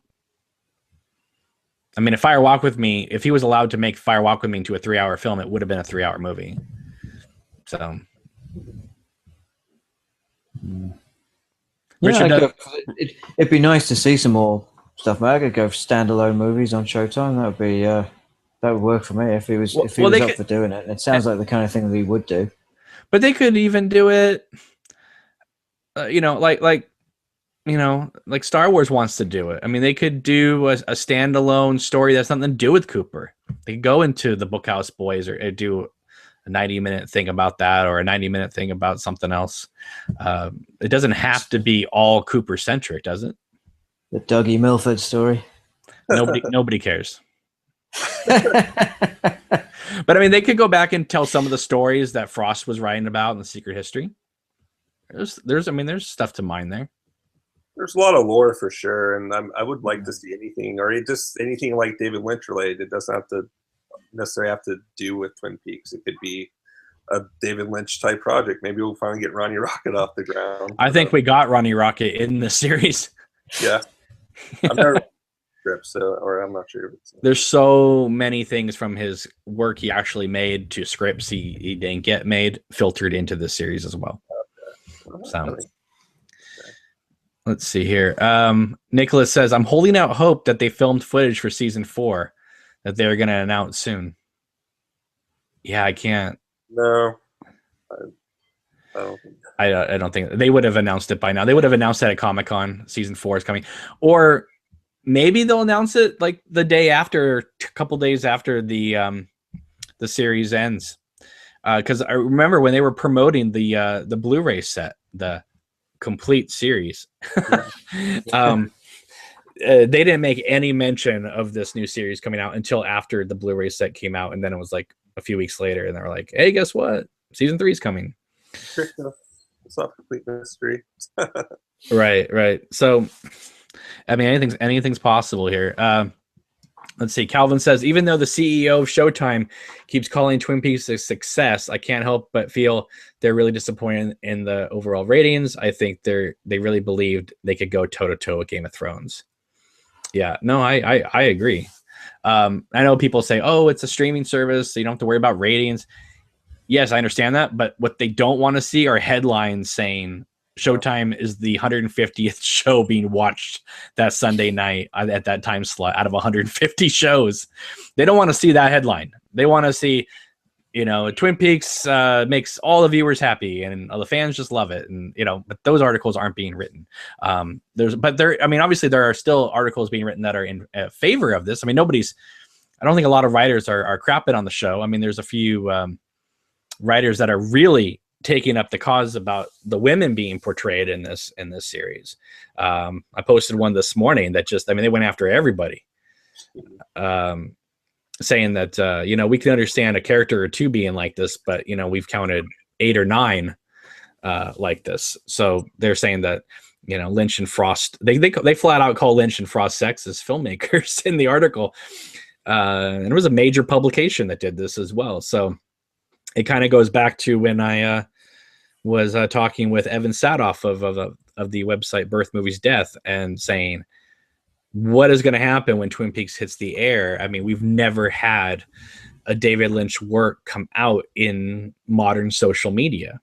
Inland Empire didn't come out when Twitter was around. So how are people who, take up the flag of, social justice warriors going to react when they see something, like Dorothy Valens in Blue Velvet? There's been a lot of pushback from Lynch fans, obviously, but then there's been a lot of pushback the other way too. But I think it ultimately comes down to no one really cares because very few people are watching. I mean, there's a lot of people watching, but your basic episode of the Vampire Diaries on the CW network got more viewers than a Twin Peaks episode is getting, so it's kind of interesting altogether. Let's see here. Robert Bridges says the show will end with the following text on screen: Dougie Jones will return in 2018. Reggie says the last episode ends with a trailer for the Twin Peaks Social Justice Warrior reboot on the CW network. No. Calvin says the TV line critic Michael Ocelio hates the new show. There's a great video of him and Damon Lindelof debating this a little bit. That's a good video. I really like Damon Lindelof's praise for the series, or the return, from what I've read anyways. I like Damon Lindelof too, but he seems to praise any show that will get him like screen time to talk about it. That's praise a lot of shows. Yeah. Charles says if Lynch was sexist, the protege to him would not be Tammy Preston. Nicholas says the violent and controlling portrayal of men in the series has been pretty awful as well. Yeah, it's true. I think one of the biggest issues, and this is, I'm not saying I agree with this. I'm just saying we haven't really had the opportunity to get to know a lot of characters in the series, even though we're 15 hours into this thing. It's almost like we're kind of like Cooper in the Black Lodge looking through the red curtains, where we see a little bit and then we move on to another disconnected scene that has nothing to do with anything we've seen previous. So it's like we're kind of getting snippets of scenes of people's lives, and we're kind of having to put together who they are, what their storylines are. It's not like the original series where the characters came into our minds and our hearts and we kind of followed through this journey with them together. This is more of a analytical thing rather than just, does that make any sense? Like we're not fully engaged with a lot of these characters. We're kind of looking at them from like a God's point of view, like they're ants, and we're just kind of noticing their behaviors. No, I definitely agree. And I mean, some of it works, some of it doesn't. We haven't been getting that much with Becky and Steven, for example. And so let's take that for example. Did you get the feeling in the last part that they were implying that Becky was dead and that's why Steven shot himself? See, I didn't, but that was only my first watch. It seemed like to me that Steven was still on one of his crazy things with Donna's sister, which they haven't really revealed as being Donna's sister. And I thought that Mark Frost's character, which honestly, I know this is crazy, but I didn't even realize that was Mark Frost. That hood just threw me. That's Cyril Pons. I know, He's but in again, Secret History as well. But again, it's a character we saw one moment in season 2 opener on a TV screen while Shelley, was laying in a hospital bed. I don't know. It's funny. Did you notice the trailer? There's a close up of the window in the trailer. And, that's what I'm getting at. I thought that he was just pointing out to Carl that like I recognize this person from being at this trailer.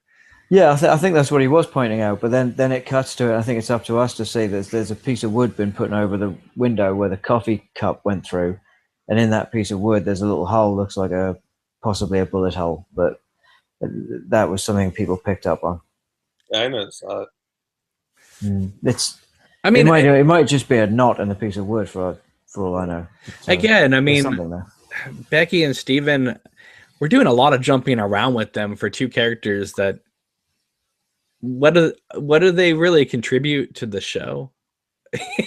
For this much bouncing around. It is peculiar, I think. Yeah, I haven't built up much kind of empathy for them, but I don't.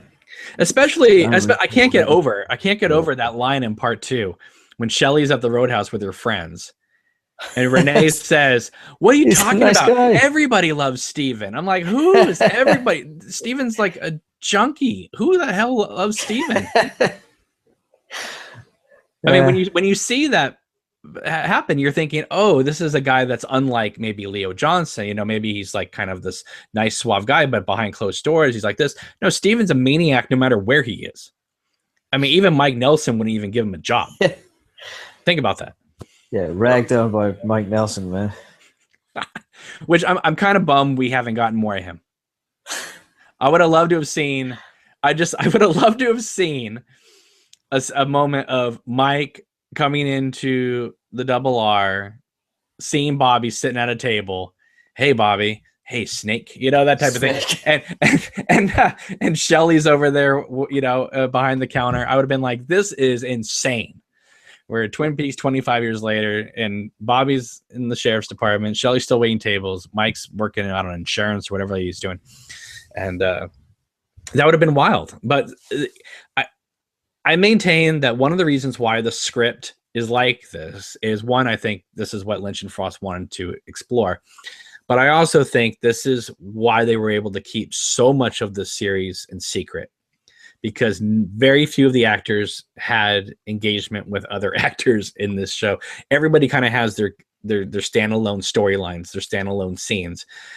So you can see how, and especially if the actors didn't get their lines till sometimes a few minutes before they rolled camera. So it's amazing that the show even works as well as it does, because that's a very hard thing to ask of actors, to create a character where they don't know where they're going, where they've been, what timeline they're in. So I think that's just one of the it's one of the pluses and minuses of this show, is that the need to film everybody apart from each other has created this feeling that nothing's connected. But that seems to be the overall theme so far of the series, is nothing quite is fitting together. The world is askew. And that works for me. But I understand for a lot of people who may not like that, they want to see more of the town and more of a community kind of thing. Doesn't work for them. So, I mean, I've gotten 5 or 6 more emails this week saying, I'm out. I can't do it. I'm like, you got 3 episodes left, people. You made it all. Yeah. You got 3 episodes left. Don't leave now. Just finish it out. Then you can complain all you want. But, that's insane to go 15 episodes and then drop out. Especially the last 2 episodes have been pretty fastly paced and packing up a lot of interesting stuff. Like, I mean, it just keeps getting, more crazy and crazier. But Calvin says, when Shelley was watching Big Ed and Norma kiss, it looked like she was longing for a partner like that. Is there hope for Bobby and Shelley reuniting as well? Having Shelley see that, maybe that's a tip off to it not being a dream. But maybe it's part of Ed's dream too, that he imagined Shelley pausing for a moment and smiling. I don't know. I'm going to be very disappointed if it turns out that Big Ed's not really with Norma and he just imagined that whole thing. Yeah, that would be a big sucker punch. I would hate that. I would be real. And what you first said there about Shelley, yeah, she's looking at that thinking, yeah, that's the kind of man I want. You know, that's yeah, that's the kind of relationship I want. And Well, good on Norma as well. You know, I think Norma's a great character in Twin Peaks, and she's a strong female, you know, presence in the show. She makes her own decisions. She's a self-employed. She's a successful business person. She controls her relationships to some degree, obviously with Hank. But then she gave Hank the heave ho. So you know that she did take action when she needed to. She always has, and she's a very positive role model, I think, in the show. She makes that decision with Ed, not him. He walks in and throws his cards. Oh, I'm free. Be with me. But she has to agree to it, and she does. She's got the power there, and I think that's beautiful. I love Norma's character, and I love the way Peggy Lipton plays her as well. Yeah, maybe it ends with Big Ed opening like a super mall version of Big Ed's gas farm, you know. Which, by the way, I mean, he already moved the business because that business is not next to the house where he is right now. So much like the new and improved Fat Trout Trailer Park, Big Ed's has moved. So, but it doesn't look like at least he took Walter's advice. You know, he decided to put his name up front. He could call it Big Ed's Gas Farm. Right. You know, he could franchise it. There could be 7 other gas farms around the place, but they're selling watered down gasoline. Yeah, it's not as good as Big Ed's.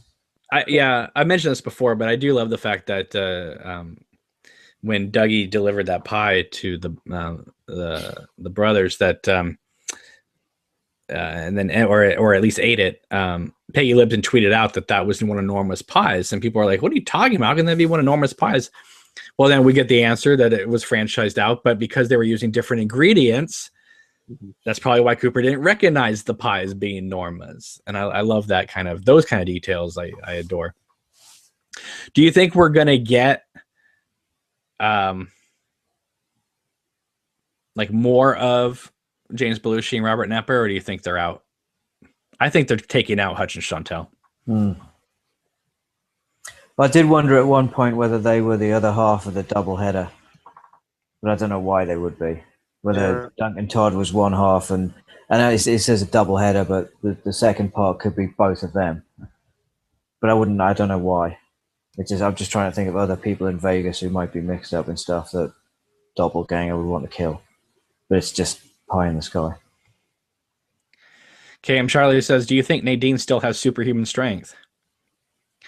Well, she had superhuman strength even before she went into her coma. If you remember, in the well, it's episode 3, but it's really episode 2 if you say pilot and 1 and 2. With the rowing machine. With the rowing machine, right? When she bends it all the way back. So she's had that. Ed, you make me sick. I mean, that's the other thing, right? I mean, like you know, we've seen Nadine by herself watching Dr. Amp. We've seen Ed by himself. We've seen James by himself. That's what I'm talking about in terms of everybody's disconnected. Whereas the original series, you would have James referred to, you know, his Uncle Ed and Aunt Nadine, or you're walking into the house and, you know, I'm not going to the funeral. It's Laura James, you know, that type of thing. It's just the characters don't interact. And that is a way of controlling leaks. I mean, even during the second season, every script of Twin Peaks was said on the cover, loose lips sink ships, as you know, and some of the people only got their scenes as well during season 2, but those characters, again, there was no internet then, so, or you know what I mean, the way it is now. So yeah, I mean, I think they designed the story to be told this way, but I also think they looked at it as an essential evil to kind of do it this way, so that it ensured that if any leaks happened, it would be about a particular scene in a particular moment and not ruin any major storyline. Agree? Disagree? Yeah, that would make sense. It does put things in boxes. It does lead to that feeling of disconnection that you mentioned, because it's prevalent. We don't have that same kind of intertwining storylines. But I mean, it's a shame, but it works on its own level. You know, having these compartments does keep us off kilter as well, and that's good as a viewer. You don't know what to expect. So, big question I have is, will Will Jeremy Lindholm make another appearance in the series? He got me. Who was he? He's the guy. He's the guy that's riding in the car with Carl into the town. The actor that just got arrested for trying to kill his girlfriend with a bat. Well. Do you think they're gonna make a last minute edit and take him out, even if he's in it, or do you think he shows up again? Yeah, I don't think Lynch is one to like remove things. I mean, now I guess he would have an opportunity to, but I think once he puts everything together, I think he kind of likes to have it stay that way. Well, the greatest meme I saw of this whole series was one that said, "Every time someone complains about this new series, I delete an Audrey Horne scene." Yeah. Let's see. Nicholas says, "Yes, Cameron. I thought the same thing about Jeremy. Is he going to come back?" Okay, let's talk about you and I. We've all seen that TMZ leak, right? From a year and a half ago, 2 years ago, right? Yeah, not me. Okay. Are you going to kill me if I discuss it at all? Nah, go for it. Okay. It's something to do with Laura Palmer on the street, isn't it? Or... It's Cheryl Lee and Kyle MacLachlan. He's dressed in the suit, and Cheryl Lee has red hair, and they walk up to the porch of Laura's house, and somebody answers the door. Now the next episode is called what, like No Knock or something like that, right? No doorbell. No knock, no doorbell. Okay, well, who knows? But it seems like somebody answers the door without them knocking or ringing the doorbell. Maybe not. How does Cheryl Lee come back with red hair? Okay, listen. When they dropped that footage, a lot of people thought, okay, Cheryl Lee will be introduced, and it'll be maybe the third cousin, or maybe she'll be Judy, or I don't know, something. It feels odd though to just bring her in 3 episodes, if she even shows up, 3 episodes into before the finale, to bring in a whole new character.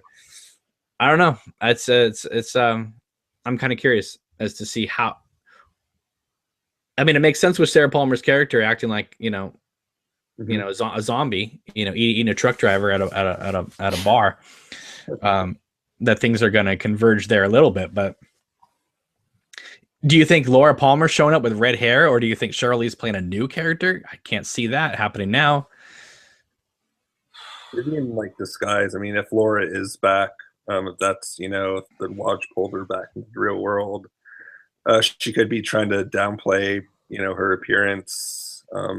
Maybe only letting Sarah know, but I mean, I know you said that the whole leak could have been like staged. I mean, I hope it's for actual. I mean, I hope it's like an actual scene, so that looks very intriguing to me. But, okay, Calvin says the hair isn't really red. I have high quality photos from that night up close. It looks redder in the footage than it actually is. Still looks a bit blonde to me. Crazy Beat says maybe this is the ending scene, Laura facing her mother again with Cooper by her side. Again, I find it appalling that Lynch and Frost would shoot the finale scene in front of an entire neighborhood of people with cameras. Yeah. In fact, I'm almost, the way this show is going, I wouldn't be surprised if they trolled everybody with that scene, and that doesn't even exist in the series. I mean, what better way to test out your leaks, to test out how people are wanting to see this new series, than have Cheryl Lee and Kyle MacLachlan in a scene that didn't require any dialogue, to walk up to the steps of the Palmer house and go inside and hear, presumably, Cheryl Lee scream inside. I mean, that sounds like a teaser trailer to me for the series. So, I mean, maybe there's a possibility this doesn't even happen in the series, and this is just a trolling thing Lynch and Frost did to test where the leaks are. Because after that moment, everything went on lockdown. Nothing, kind of. Didn't they have leaks in the car accident with the little boy from part 6? That was before. Oh, okay. I see. Yeah. And that's because they shot it in just broad daylight in the town with, but yeah, it reminded me of like that seller guy in Willy Wonka and the Chocolate Factory, when he tells Charlie, After that, nothing ever went in and no one ever came out.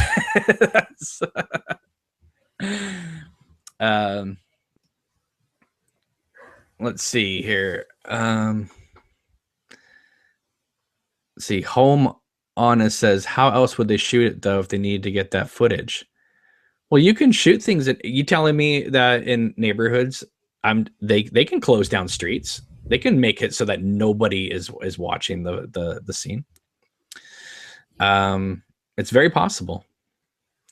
Let's see. Kaisho LP says not only a test, but maybe they did this for the hype. No, I agree. That's the one thing that I because we haven't been introduced to this Cheryl Lee yet. I mean, she's shown up in one scene, is it? And then not counting flashback or the opening credit, homecoming picture. So, and some people are thinking that might even not be Laura Palmer in the lodge that we see. That could have been, a doppelganger in there that's whispering to him. We don't know because there is a doppelganger over, isn't there? There is. I do love that theory that we've been talking about for a long time, which I don't believe for a second, but that's ever going to happen. But it does crack me up that if Laura went into the painting and she looks and sees herself in the painting, that maybe the good Laura is the one that got trapped in the lodge in the painting, and the doppelganger halfway through Fire Walk with Me is the one that got killed. And so that would allow her to come back to the real world, because when she tells James, your Laura disappeared, well, maybe she was just speaking metaphorically. All right. Let's see here. MW says, I think this is a scene that will have been cut out, the Kyle and Shirley scene. Let's see. Crazy Beast says, everything's digital now. These episodes are literally on computers. Why have they not leaked? So many people will have access to these computers, yet nothing has leaked. Well, I mean, there was the Russian leaks. They I mean, not necessarily the episodes, but they dropped tidbits. And somebody did let me know about the tidbit for the last episode.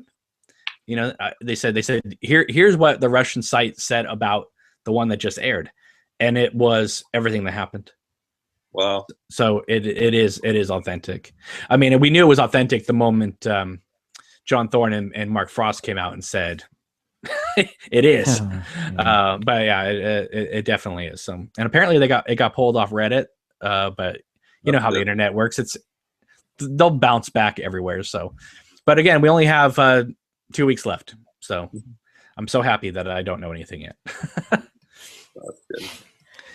Calvin says tomorrow's episode is 57 minutes. It's probably actually 50 minutes with a 7-minute Roadhouse song. Kurek says, have you seen the box scene and the Nido scene from episode 3 synced up? Of course, we talked about that a long time ago, back when I think part 3 came out. Go back and watch the old episodes. Let's see here. Danielle says, I thought Norma was referring to Becky and Shelley when she... Wow, that hurt my ears. When she said she had family. I mean, she's not related to them, but they're like family to her. I understand, but there's a reason why they cut away when they're talking about her family, and we haven't heard anything about Annie Blackburn except for that diary entry. Maybe I would believe that theory if they hadn't brought up Annie earlier in the series, but they did. Yeah, my ears pricked up when she said that. Didn't make me think, what big family? Just it's her mother, which she hates, and Annie. So who else could she be talking about? She never mentions anybody else. I mean, Hank's dead. I mean, Shelley is part of her family, but Annie was too, and she was very happy to have Annie come to town. So, have you read or have you seen the synced up version of Dougie watching the television and the girl crawling across the roadhouse floor? Oh, did someone make one of those too? Yep. Okay, yep. So from the minute he starts prodding the remote control to the moment where she screams at the same moment that he sticks the fork in the electrical socket. But there's more and more of these things popping up. So that makes at least, as far as I am aware, 3 of these We have the Naito Cooper mother scene. Mm-hmm. We have the Sarah Palmer watching the boxing match with the woodsman's speech, right? Poem, yeah, yep. Yeah, the poem. And then we have this one with the fork and her and the young girl from Paper Heart or Knocked Up crawling on the ground. What do you think that means? That when she says, "I'm expecting someone," you think she's referring to Cooper? I mean, for those two guys to just pick her up and put her on the ground, cracked me up when I saw that. They just didn't even care. Because we just sat there for a while first as well. Just enjoy the show from there. Right. Well, at least that floor gets a good sweeping. You know, it's not going to be dirty and covered in fag ash. So. Very true. And by the way, Richard didn't just say, a racial slur. That's what they call it. Yeah, cigarette ash. Yeah. Before YouTube flags me again. Your video is full of hate speech. Full of Britishisms. Exactly. You know what though, and again, I don't think that's reaching, because now that's the third one as far as I'm aware of. I mean, there's probably more, but the third one that I'm aware of. So that says to me that Dwayne Dunham was on extra duty trying to edit two scenes to match. Nicholas says, I do think we'll see Heather Graham before the end of the series. I would love that. George doesn't agree. Well, from that recent, it was a TV guide or that video interview. The one that made me put my head down in shame. Yeah. The weird room, or she called it something, I don't know, stupid. But well, it doesn't. She's not in the Black Lodge anymore. Yeah, that's true. So, but I mean, unless it's a flashback, from season 2.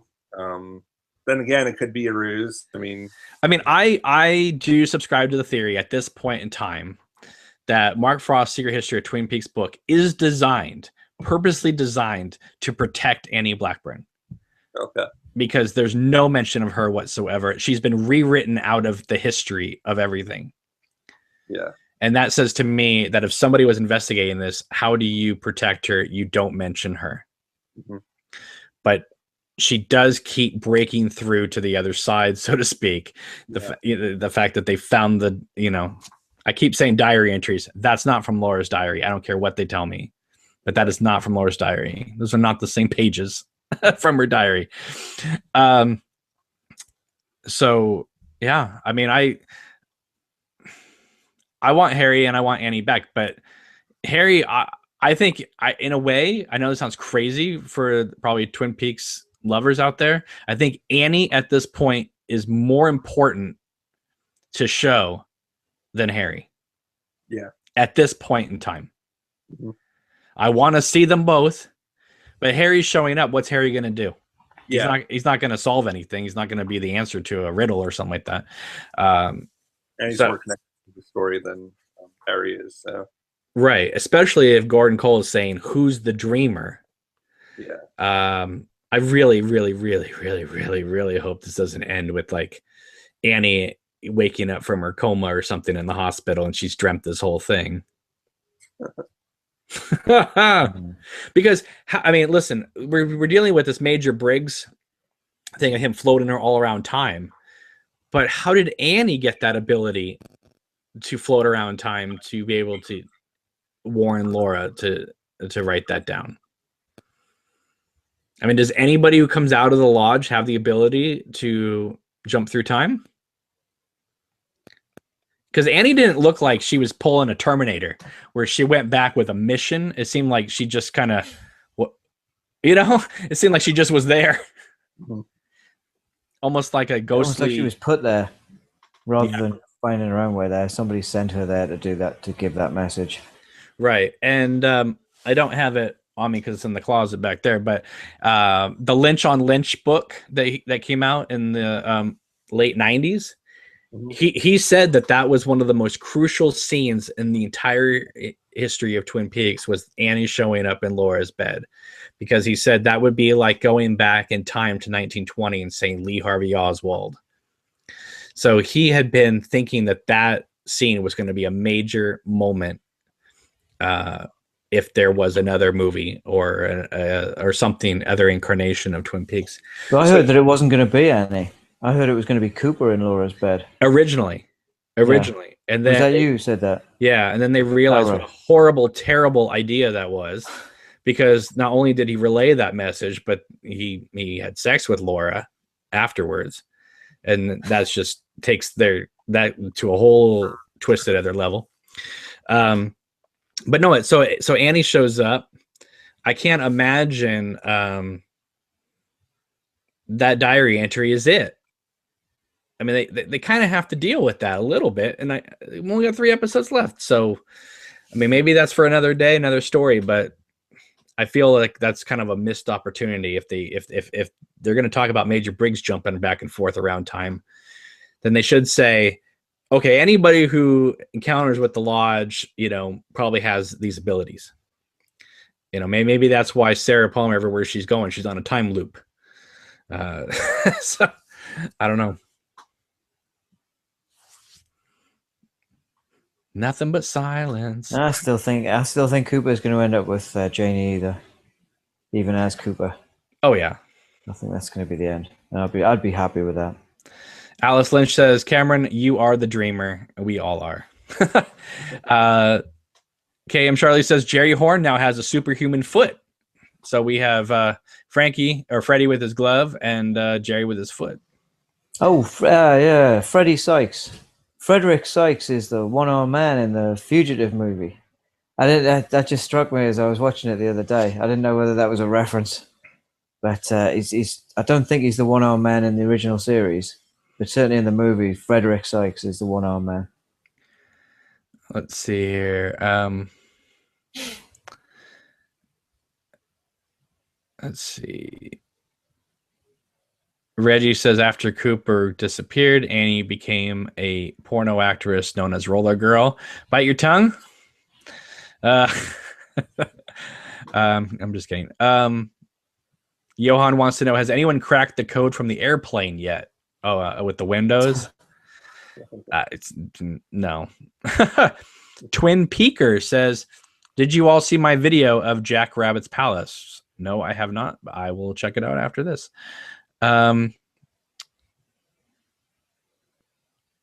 Crazy Beat says there are review copies of Mark Frost's new book out there.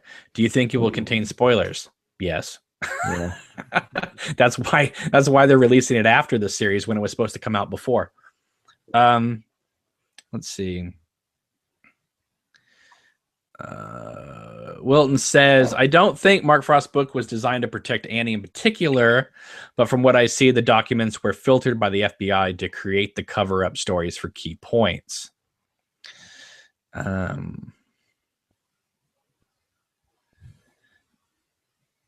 see here. Nicholas says, wasn't Laura's interaction with Annie a recurring dream? No. I know some people like to say that because Laura didn't seem too surprised by it, but she doesn't write down in her notes, I had the craziest dream again.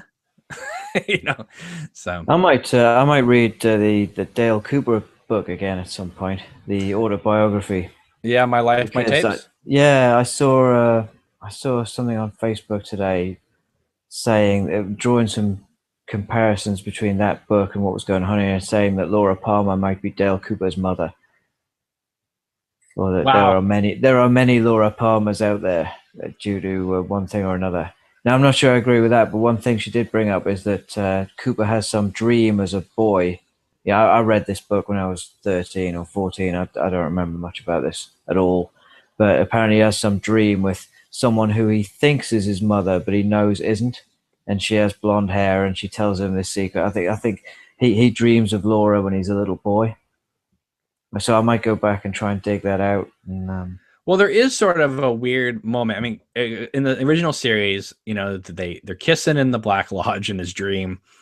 There's also the moment when Albert and the sheriff get in that little scuffle in the morgue, and Cooper has to put Laura's hand back on her.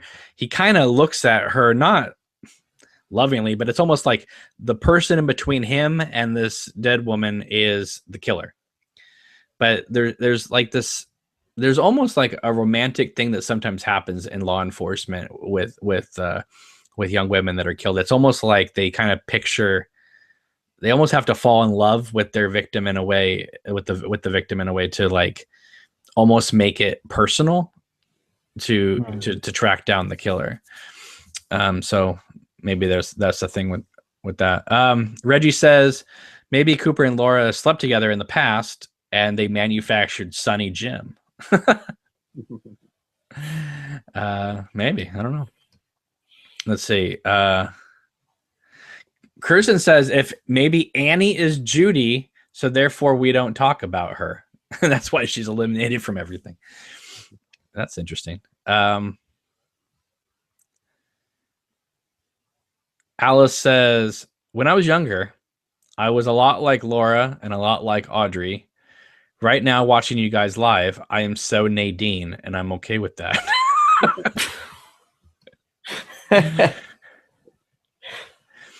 Suzanne B says exactly about Annie possibly being Judy. That's why Mark Frost doesn't talk about her. Interesting. That would be interesting, because if Annie can travel back and forth in time, then she may have encountered Philip Jeffries. Possible. I just don't want to see the evolution of Annie Blackburn, and she's like, you know, a nun's tennis racket, a nun's habit or something. MW says Laura is the one. Belljar Girl says Annie is Judy. Let's see here.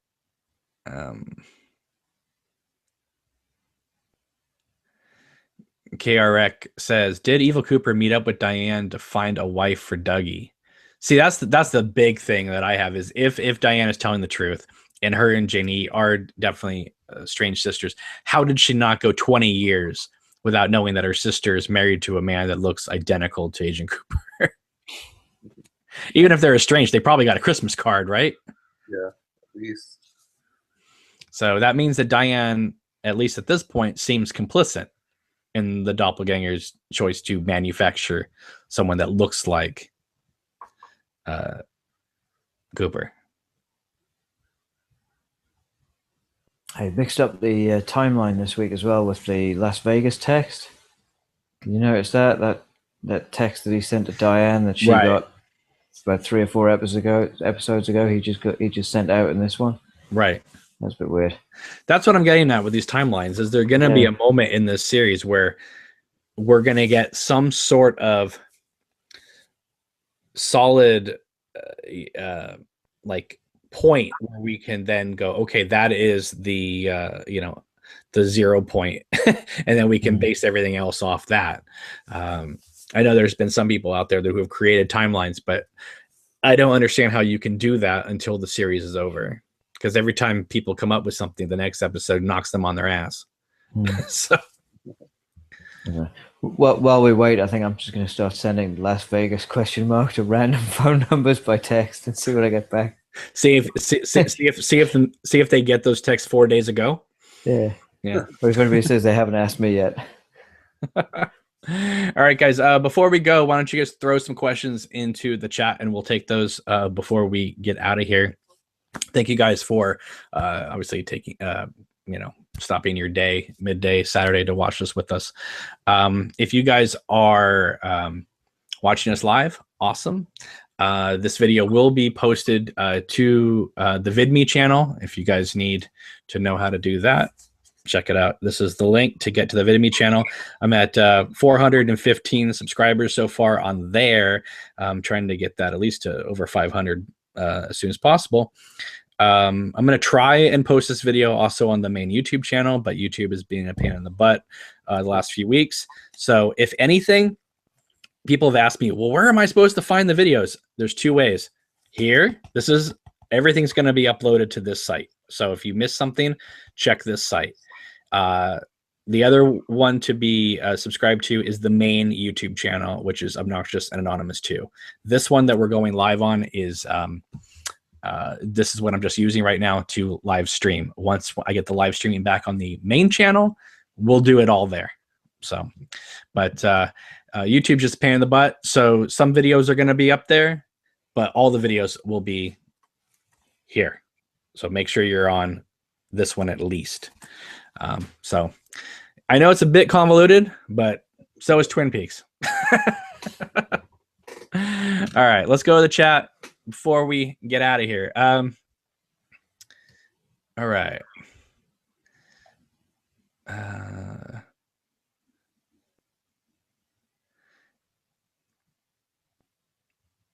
Okay, DDR Rez says, is Judy Wyndham Earle's late wife Caroline?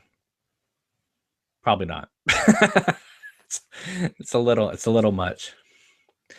Jan says, why does Annie go into a trance when Wyndham Earle says, I tell you they have not died, their hands clasp yours and mine? All right, easy answer.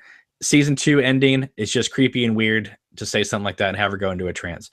She goes into a trance when she enters the circle, doesn't she? She does. It pulls her into the circle, and that's when she kind of clicks. And right, but then he continues with this like kind of sane, which I think in the original series it's just done to be just very creepy and sinister and otherworldly. When it comes to this new series, I'm going to bet that it's very much like a woodsman speech. Like there are certain key things you can say to in a certain area that will make you kind of become kind of sedate. Home Honest says, is Diane a manufactured version of Janie E? Well, that's interesting. Any thoughts? they don't look similar. Yeah. Well, they've been wanting to play sisters for a while. They keep going up to David Lynch's house saying, "Can we like play sisters in a movie?" He's like, "Sure." And here we get this.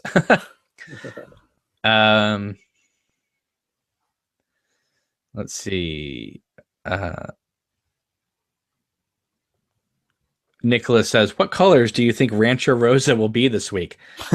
I have no idea. Pink and green.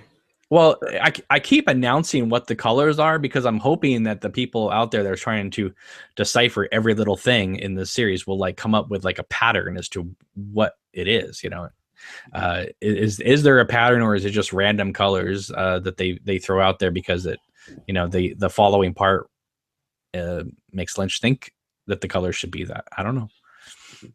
I mean, do you think there's a pattern to any of this Rancho Rosa stuff, or do you think it's just, you know? I agree with Hal. I just think it's nice that they change it up every episode. It's not always the same. Right. Peter Stanley says, who do you think will say the titles for the last 3 parts? Please remind me what they're called again. No Knock, No Doorbell. Okay, No Knock, No Doorbell. If it is the scene that we're thinking of in the TMZ leak, it's Cheryl Lee.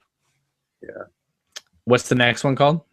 I forgot what it's not. Is it future? Is it past, or something similar to that phrase? Oh, see, I can't click out of this to look it up. So maybe someone can throw it. I can try and look it up as we go. Okay. Your name. Well, we'll come back. Yeah. We'll come back to that question. Robert Bridget wants to know, how are the Woodsman babies made if they're all male? I don't think there are. We just haven't seen a Woods woman yet. Well, we haven't seen a Woodsman baby yet either. I mean, that would be amazing to see a little baby there with a long beard and a pot belly. This is the water, and this is the well.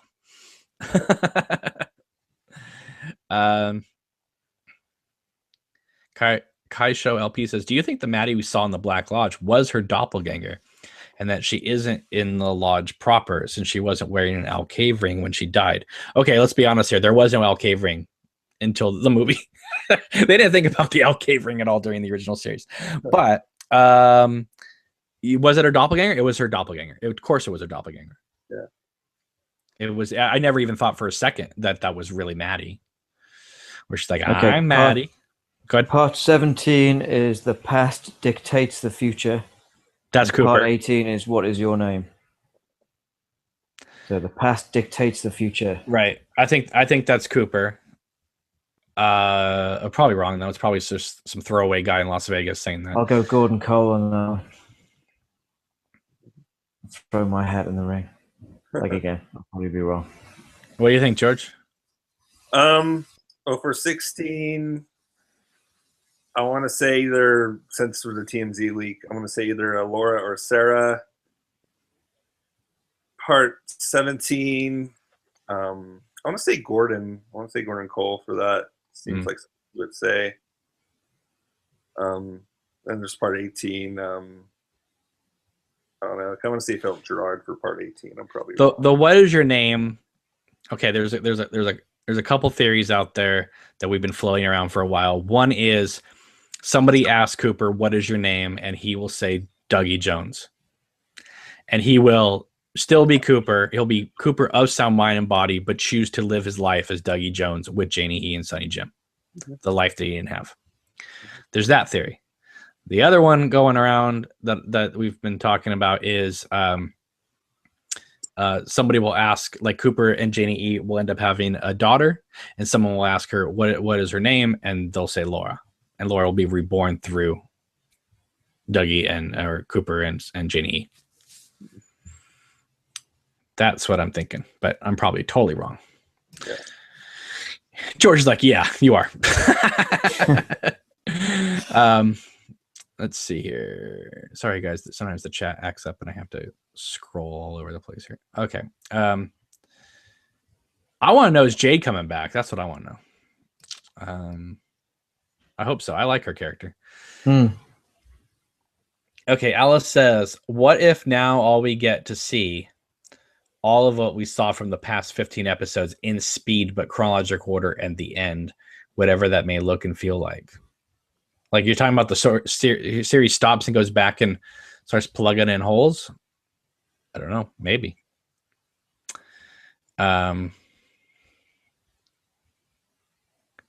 Okay. Twin Peaker says, I found the actual location of Jack Rabbit's palace. You and a couple other people have contacted me about that. I think it's fascinating. Those pictures of the area, considering that the that Jack Rabbit's palace like tree is actually there. It wasn't like some set decoration. That's pretty great. Home Honest says part 18. My guess is what is your name is going to be Dale Cooper. MW says, what are your expectations for tomorrow's episode? I think we're still going to be pedal. I mean, we're going to be hitting that pedal hard. I don't think we have time to slow down anymore. I think we're just going to keep moving forward like we've been doing the last few episodes. I mean, I have no idea what's going to happen tomorrow. I mean, if someone had said to you, Sarah Palmer is going to rip her face off and eat a trucker, I don't think you would have believed me. So, I definitely see Cooper back in the White Lodge tomorrow. Okay. I'm going to stick my neck out and say that. I would love that, because then that would, I mean, we've always known that there were alternate, the timelines were all skewed, but that would completely let the layman's know that that's what's happening. Let's see. Crazy Beat says there are only 2 songs still to be revealed on the Twin Peaks 3 soundtrack. Does that mean one of the last 3 won't end in a song, or one will end up being on Badalamenti's score instead? I don't know. I mean, we had that one episode when he's with the brothers eating pie, right? It ended with that piano theme. It wasn't like a song at the Roadhouse. Suzanne B says maybe we will find out what the humming sound is. My bet is it's still Josie. What do you guys think? Yeah, Josie. 315 hertz as well. So. Wow, really? Confirmed. Yeah, I think I said that. I saw something on Facebook. A guy had some musical expert had analyzed the note that was playing, and whatever note it was playing at 315 hertz. And that's what it was funny, because they had the key in the room at the same time. So that's amazing. Yeah, Yeah, I thought that was Josie giving him a clue. So. Cynic Kill says, I heard a theory about Cooper waking up and the old lady and the kid appear and Janie E and Sonny Jim disappear. Like Janie E and Sonny Jim are the Tremans? Weird. That would be weird. That would make me upset and sad. Yeah, especially since he made love to old Mrs. Tremont then. Well, I mean, the black dog runs at night, so. Yeah. Alan St. Laurent says, do you know if 17 and 18 are going to run as 1 2-hour episode, or will they split with the theme playing at the beginning of each? It's probably going to be 1 episode, but then on streaming, it'll probably be broken up into 2. That's what they did with part 1 and 2, which I think is one of the. I really don't like that. I loved it as a 2-hour film. I didn't see one. So where do they split? Where do they finish one then? They lift up the cops lift up the trunk. They find the dog paw. Oh right, yeah. And then it goes to black, and then it fades up on the phonograph from inside the fireman, and black and white, and the credits roll from that. And it's just kind of like, I think I have seen that. A dog paw is the ending. No thanks. That's not really a good ending for that. I mean. And also because when it was one big 2-hour film, the end credits during the Chromatics song starts at a different place. And I loved where the credits started when it was a 2-hour episode. When it's the 1-hour episode and they don't have to combine both credits for episode 1 and 2, I think it's kind of a little off-timed as to when they bring it in. Okay, Demetra says, have you guys ever considered that theory that Audrey is an actor on Invitation to Love? I really want this to be true so that Audrey in real life can redeem herself. I mean, it would make sense because the whole idea of Mulholland Drive was supposed to be Audrey Horne Goes to Hollywood. But listen, whoever's writing Invitation to Love, if that's what it is a really bad writer, because I mean, we've seen the same scene. Well, I mean, they haven't left, but I mean, every time we cut back, it's like just a few seconds later after what we just saw. So, also they're mentioned in the Roadhouse. So, yeah, that's true. That's true. That definitely plays a factor.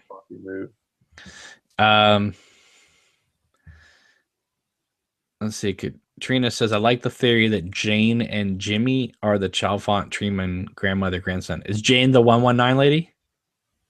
No, that's Jane E. No. Who's Jane? Is Jane and Jimmy? Is that the 119 lady? I guess so. Must be. That would be strange that she would come back. The Treemans would come back as like, heroin addicts or whatever that drug is they're taking. Well, I heard a theory that Red was the grandson somewhere earlier on. I don't believe that. I think Red is little Nicky. Ah. Wouldn't that be great? Oh my goodness, that'd be amazing. Little Nicky's come back to Twin Peaks. Michael says, do you think Mr. C is going to bite the dust soon? Do you think Mr. C is going to die in the finale episode or be cast back into the lodge in the finale? Or do you think they're going to deal with him prior to the... I mean, does Mr. C go away in this next part? I think they have to put the two of them through the transporter at the same time so they join together. Right. I agree with that. I think they're going to get rid of him sooner than the finale. So, you think he's going to be gone before the finale? Oh no! So I don't think they're going to have him be gone before the finale. Because of all that they've had with him thus far. Right, and I kind of want to see a buddy film with him and Richard for a while, see what's going on with that. Yeah, totally. So there was a thread on Facebook saying what music are they listening to in the car as they drive, because it's a long drive from wherever they are to Washington State. What are they listening to? Is it death metal or the Carpenters or who knows? Right. A Bell Jar Girl says, what will happen with Laura? My guess is she's brought back to Earth. I mean, she's going to be allowed to come back and live again. I think that, and a lot of people still want to say the unhappy ending. I still maintain this series is going to end happy. I think that Cooper will come back, and my bet is Cooper comes back and stays with Janie and Sonny Jim, and I think Laura comes back home and with her mom. And as I've said before, I think it's going to end with Sarah Palmer calling out Laura, it's breakfast, and now Laura comes down the stairs when before it was empty. And then we're probably going to end at the Roadhouse with Julie Cruz singing and series. I'm totally wrong, just so you know. But that's my dream, and I am the dreamer right now. Alice says, remember, Mother is coming. Do you think Sarah is Mother? No, I don't know. I mean, I don't know. I mean, that means Mother would have to be able to access the glass box and then come through Laura's fan. I mean, Laura's fan has basically become the television poltergeist. It's just, we're all go towards the light, children. The men are coming. And what did Sarah Palmer have in her kitchen then? Right. That's the thing. The woodsmen are, presumably the woodsmen are coming. And that's what I'm talking about. Is this going to be a big Lord of the Rings battle? I doubt it. we would have heard things in Snoqualmie today, hordes of people dressed like bums raided the Double R Diner, and Cooper on horseback and a torch, took them all on. And then Balthazar Getty is throwing magic spells in the street. It'd be like the end of Age of Ultron or something. That'd be amazing. Are you kidding me? That'd be awesome if Lynch directed the ending to be like the the desert fight in Dune. All of a sudden, Cooper's just like, the sleeper has awakened. That's who the dreamer is right there, with Cooper screaming that out. Doppelganger, we've come for you. That'd be awesome. Come on, Big Ed, get your still suit back on. Oh, it'd be awesome. Grow that beard out now, Ed. Yeah. It'd be awesome.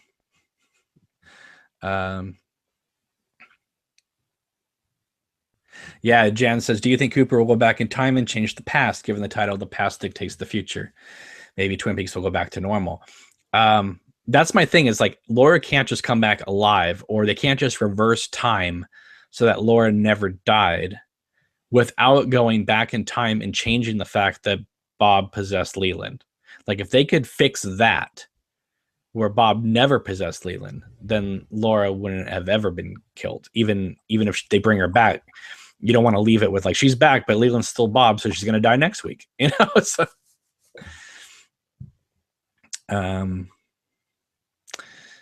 let's see here. Yeah, Homana says, totally agree. Parts 1 and 2 are split really badly, but together they're great. I agree. Let's see. Johan says, what would you guys say if part 18 ends with to be continued? Like season 1 and 2? Season 2 does not say to be continued. I don't know. That'd be, I'd probably scream into the street and like a lunatic that it was coming back. And also the fact that I'd probably have to pay like $80 until, I don't know, who knows when it would come back. I mean, I don't want to have Showtime for 3 years until it comes back. I'm probably cancel Showtime and reorder when it comes back. Bell Jar Girl loves the fact that I think Red is Little Nicky.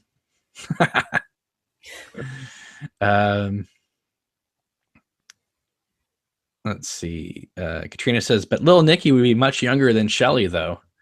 I don't know. Red makes Shelly act like an 11-year-old girl running out there, you know, ditching her family and Becky's problems to run out there and make out with him in the street outside.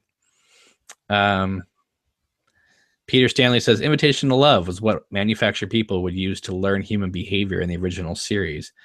Josie must have been one. Now we have Dougie Jones and Phyllis. Interesting. Let's see. Olav says, Chantel is really eager to torture someone. Will she electrocute Cooper and in doing so bring him back? We only have 3 episodes left, Olav. We don't have now. If every episode was 3 hours long, maybe, but I doubt it. Let's see here. Sorry, guys, the chat's acting up again. Belljar Girl says, "Do you think that was Laura's smile inside Sarah's face?" Probably, considering that the homecoming picture is what we see at the beginning of every episode. Belljar Girl says, maybe Sarah has been hosting Laura until it's safe. Like maybe that's where Laura flew off to and decided her own mother. That'd be pretty funny. Yeah, more and more I think they could tie off this Hutch and Chantal thing if they did what I said at the beginning, and if Cooper switches place with the old Dougie. I know he lost his head, but I'm sure we can get around that. If for some reason Hutch and Chantal burst in and killed Dougie, right? And then at the same moment, the FBI swoop in to arrest the other Dougie and Janie, because obviously they've tried one family. If they got them and got Hutch and Chantal at the same time. We're getting some feedback, George. Oh, for me? Yeah. Okay. I don't know what's going on. I can check it the headphones or mute. Yeah, I would do the headphones. Cynic Kill says, I don't care what anyone says, I want more Wally Brando. Yeah, I don't know. It'd be amazing if he came back as like a Bookhouse boy, because we still haven't seen Joey Paulson's yet. And Joey, the actor who plays Joey, right? He's on the cast list. So all right, is that better? Yeah, perfect. Belljar Girl says, so glad I have a place to feel open to express all my strange Twin Peaks theories. This is my favorite YouTube channel. Actually, this is 2 YouTube channels and a VidMe channel. So, oh my, Mr. Schmetz Meltz or whatever. Sorry, I don't know how to pronounce your name correctly. Writes, Laura's going to wake up. She dreamed the whole thing. None of this happened.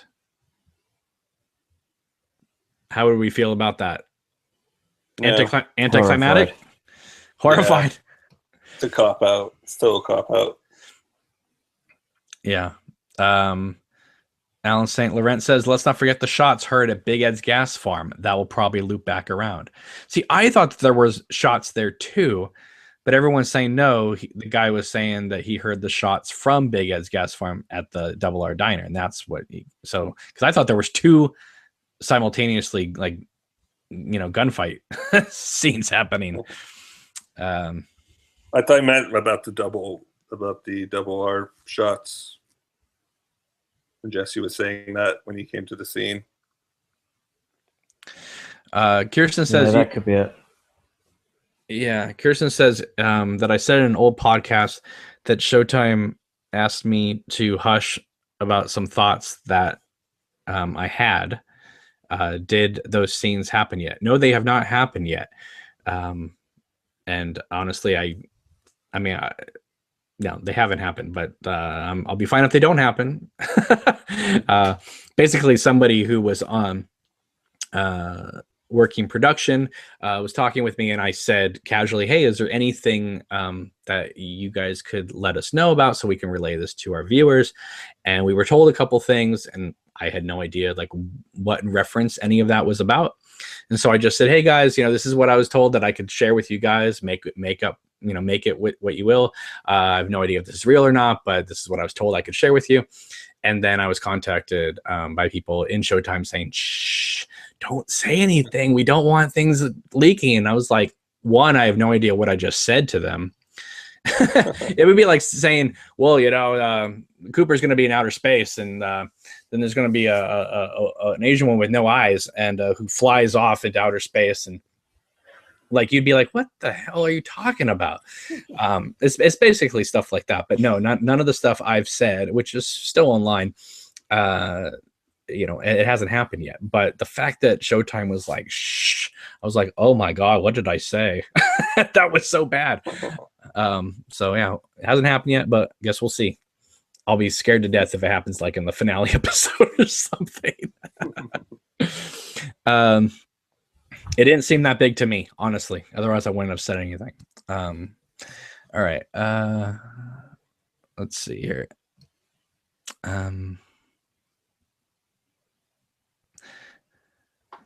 Ralph L. West says Cooper did mistake Annie for Caroline in the lodge. Well, I think the lodge is playing tricks on him all over the place. They were substituting her with Caroline to the point where Annie is in the hospital on the stretcher in Caroline's dress, which is interesting. Because when she came out of the lodge at the end of season 2, she was, correct me if I'm wrong, but she was wearing the dress from the Miss Twin Peaks. Or was she wearing Caroline's dress? I couldn't tell in the darkness. But then again, I've pretty much only watched it on VHS and DVD. Maybe the Blu-ray is a little bit lighter, considering that the Blu-ray. What's she wearing in bed with Laura? She's wearing a white floral. Yeah, she's wearing wearing Caroline's dress. Yeah. But I'm saying at the end of season 2, I haven't been able to go back, and I just haven't looked. Is she wearing Caroline's dress when she comes out? I doubt it. I think she's wearing. Off the top of my head, she's wearing the black dress from Miss Twin Peaks. That's I have an image in my head of just dark. I think floral print you'd see. Exactly. That's what I'm getting at. So, I think it's interesting that the dress changes from coming out of the lodge to stretcher. Let's see.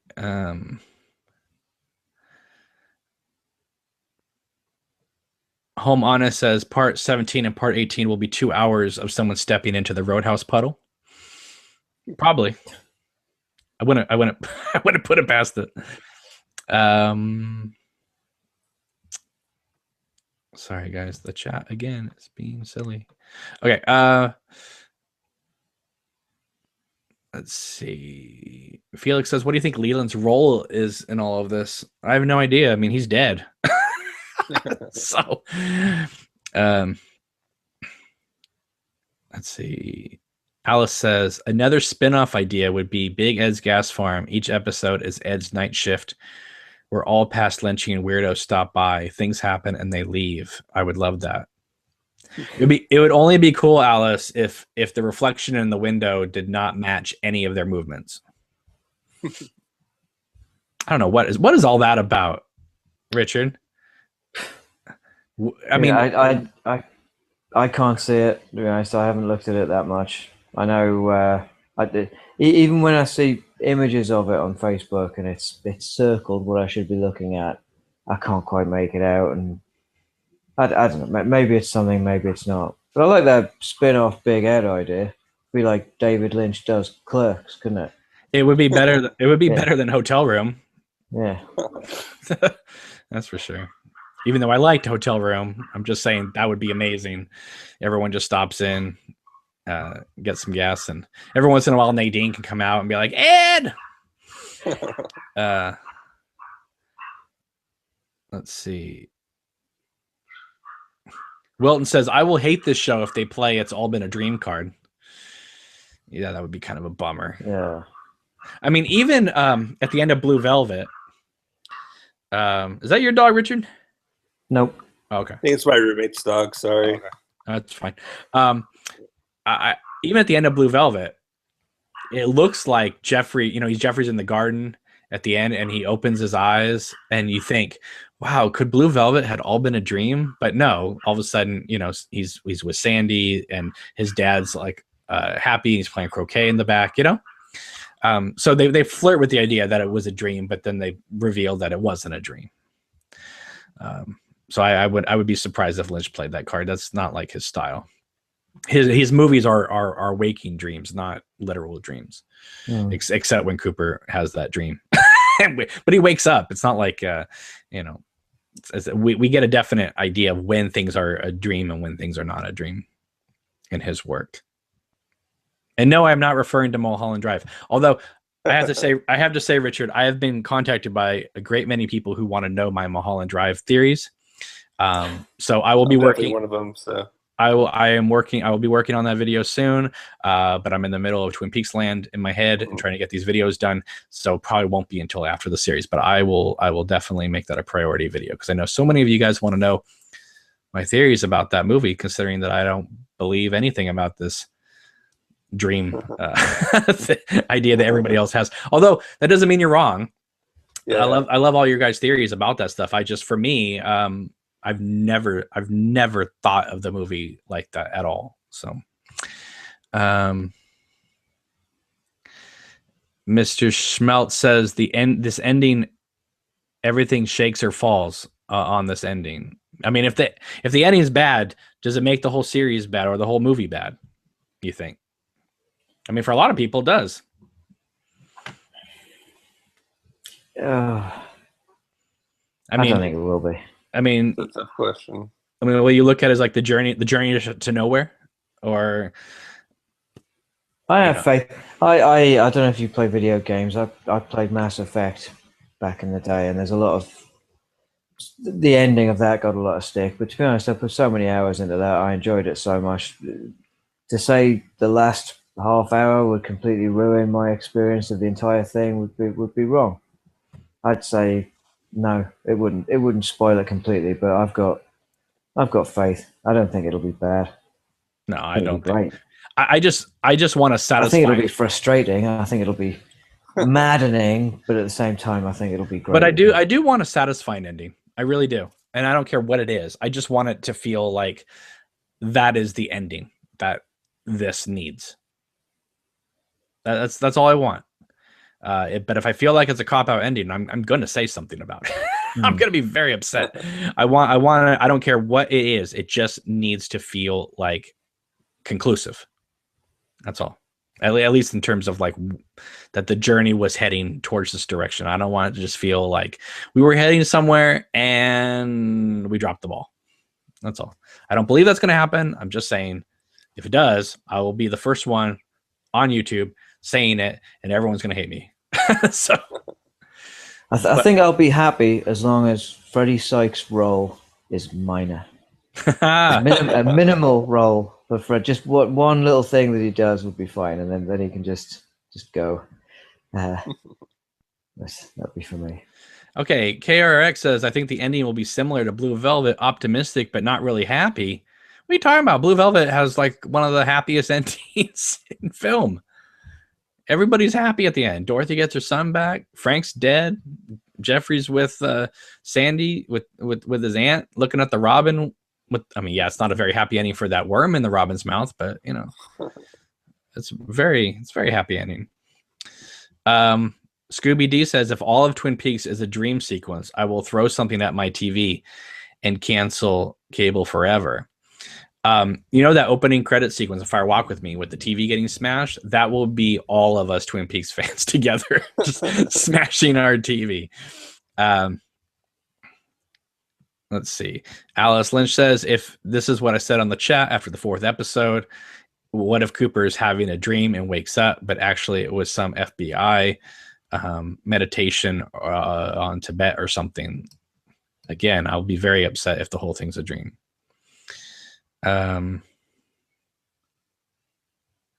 Wilton says, if someone is dreaming and they are influencing events in the real world through their dream, that would be all right, as long as there is a real world there somewhere that's being influenced. If someone is through some dreamlike state in some Tibetan mythological realm, whatever, influencing events in the real world through their dream, and the dream seeps into reality, that's fine for me, as long as reality is there. Wilton says, it's been an awesome experience, but a good story needs a good ending. It's a Dream is a damn awful cup of coffee with a truckload of carbs in the percolator. Belljar Girl says, I need a happy ending for Annie. I agree. I want to see something happen. I don't want to just leave her in a catatonic state in the hospital bed, being robbed by a nurse.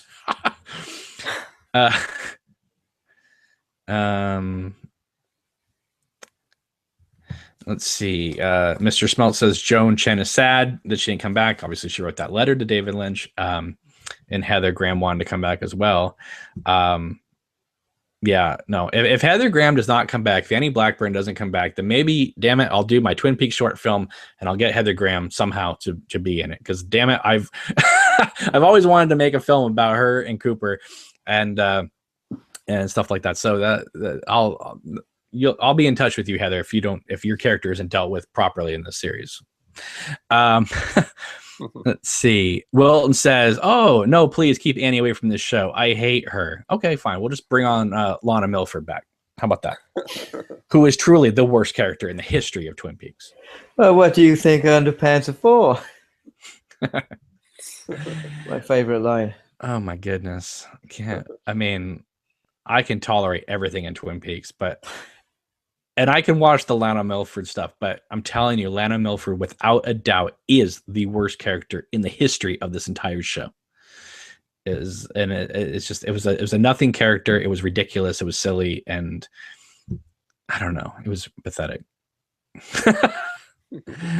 Oh my God, the chat just keeps going, and I need to go back up here.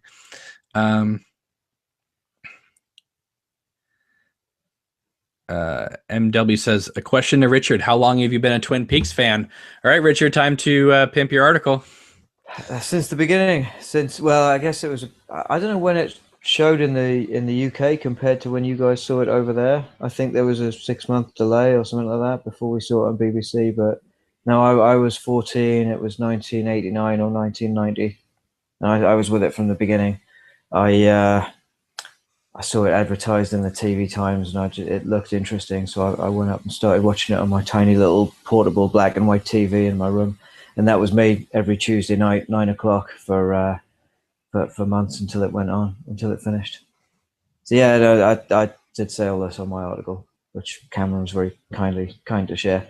It's on my website. It's www.richardaustinwriter.com, and there's lots of other stuff about various science fiction and the book that I'm writing and my musings about things. So do come and have a look. I'm so happy you wrote that article because, one, I totally related to it, and two, you wouldn't have been on these podcasts if you hadn't written it. So no, it's been great. It's up nearly 1,000 views that article's had so far. So I'm very happy with it, and it kind of just poured out of me on the train to somewhere. I wasn't expecting it to turn into quite the rant that it did, but as I remember, I'd seen quite a lot of derogatory stuff on IMDb about the new series, and I just read loads of posts, and I just wanted to put my 2 pence worth in, and my opinions haven't really changed since then. I think it's fantastic. KR Rec, I guess, says that they want to see a Constance and Albert CSI sarcastic spinoff. That'd be fun.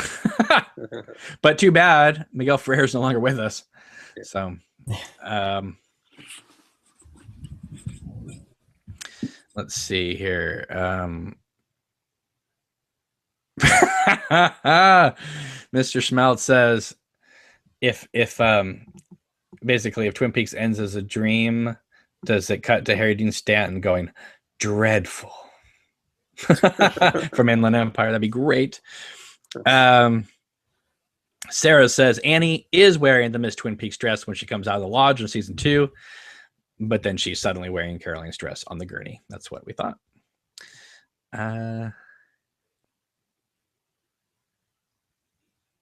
Peter Stanley says, I rewatched the first part today.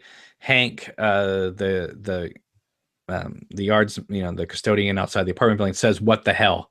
That's 3 times that he thinks he can remember it being said in the series. That should have been the poster tagline. I agree. What the hell?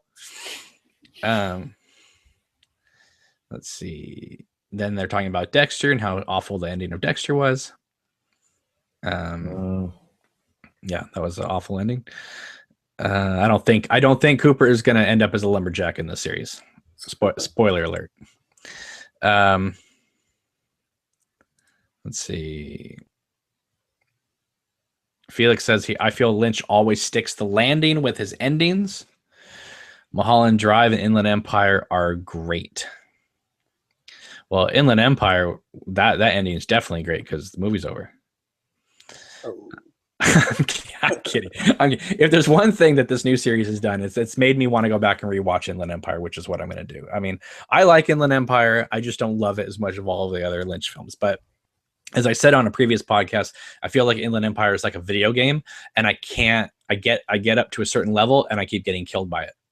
One of these days I'm going to crack the code and pass the level, and I'll see what everybody else sees in that movie. But right now, for me, it's the one film of his that kind of keeps me at bay.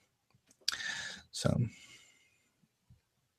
do you guys really like Inland Empire, or feel the same way? I think oh no, Richard, you sold your Inland Empire, right? I did, without watching the DVD. I've still only seen it once. I saw it at the cinema when it was first released, and it was quite a hard watch.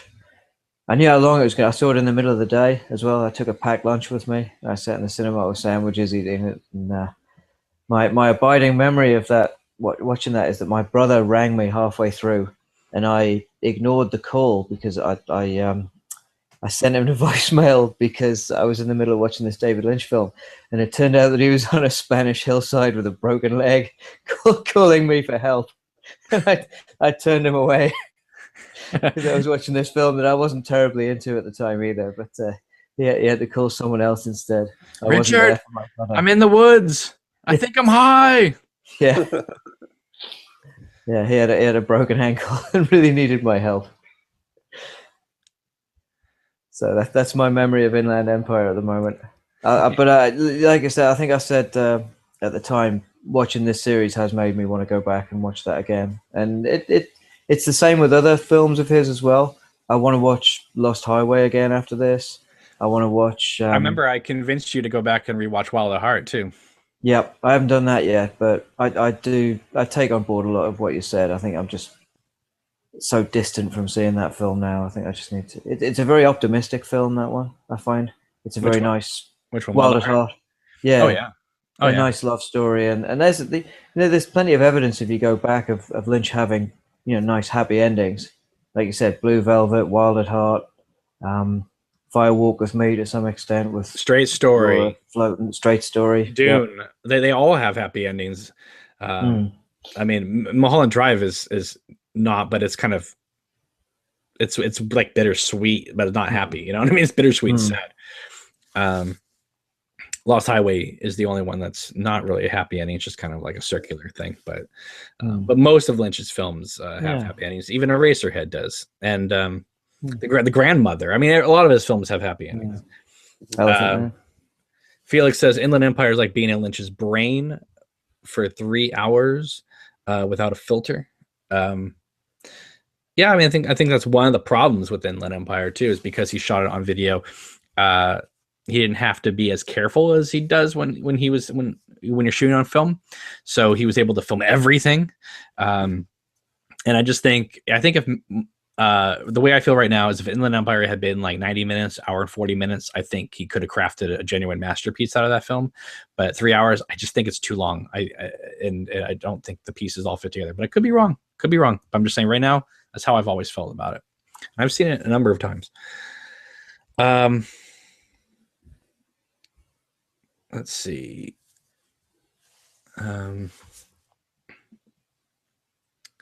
Yeah, the people are talking in the chat about the cinematography of Inland Empire and how it doesn't look any good. That's just because that Sony PD-150 just is not what we are looking at now in terms of HD quality.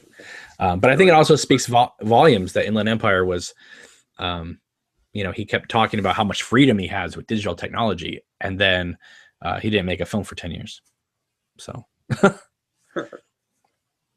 what do you think, George? I mean, I really like Inland Empire. I mean, I understand some of the flack it gets. I don't understand the whole piece of it. But I still rather enjoy it. It's definitely always an interesting emotional experience. It's always kind of a challenge to sit through because it's 3 hours and you got to prepare yourself. But I really like it. I think, despite it being shot on like a mini TV camera, it definitely has some really beautiful shots and beautiful colors in it.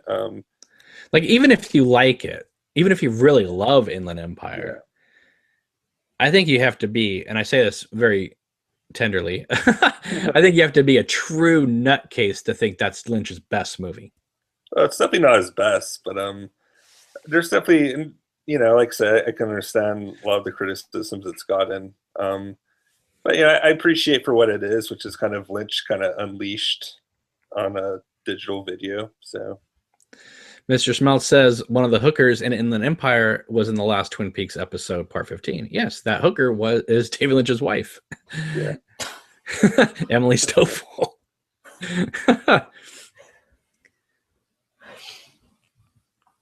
I think one thing I said about Inland Empire, when I did an article on David Lynch for Taste of Cinema, and part of it was about Inland Empire, and I said that for me, if I was in an art gallery walking along, and sometimes you go and there's a room and there's a video installation, right?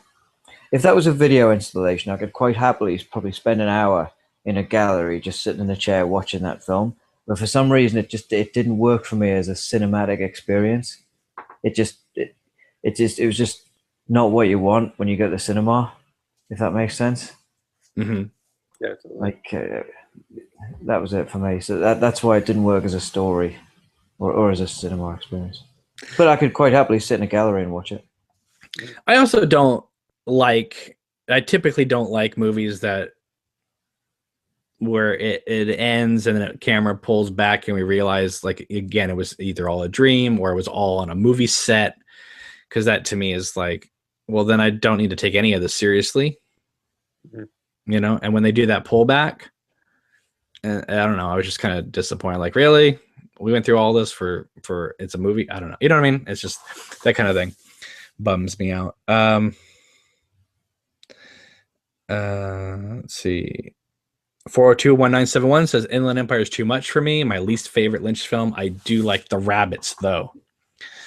Yeah, well, you can get those as an individual thing. See that they have that on YouTube as well. Confucius says, I love Inland Empire. It seems like with every view you gain more understanding of it. Not many movies have that replayability for me. I'm not saying Inland Empire is a bad movie. I'm just saying it's the one that I haven't kind of cracked the code yet in terms of feeling like I really like the film. I mean, I don't dislike it. But I remember being in the movie theater, watching that movie with a packed theater. It was packed. It only sat like probably 80 people or something, but it was packed. And I remember when it does a lot of fade outs and then fade ins. And at one point towards the very end, it faded out. And then when it faded in, out of nowhere, for whatever reason, I wasn't playing on it, but out of my mouth, I just said, oh God, it's still going. and the whole audience erupted in laughter and applause.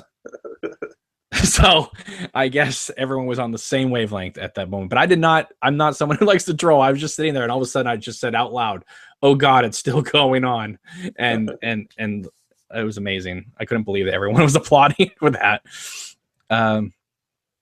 Let's see.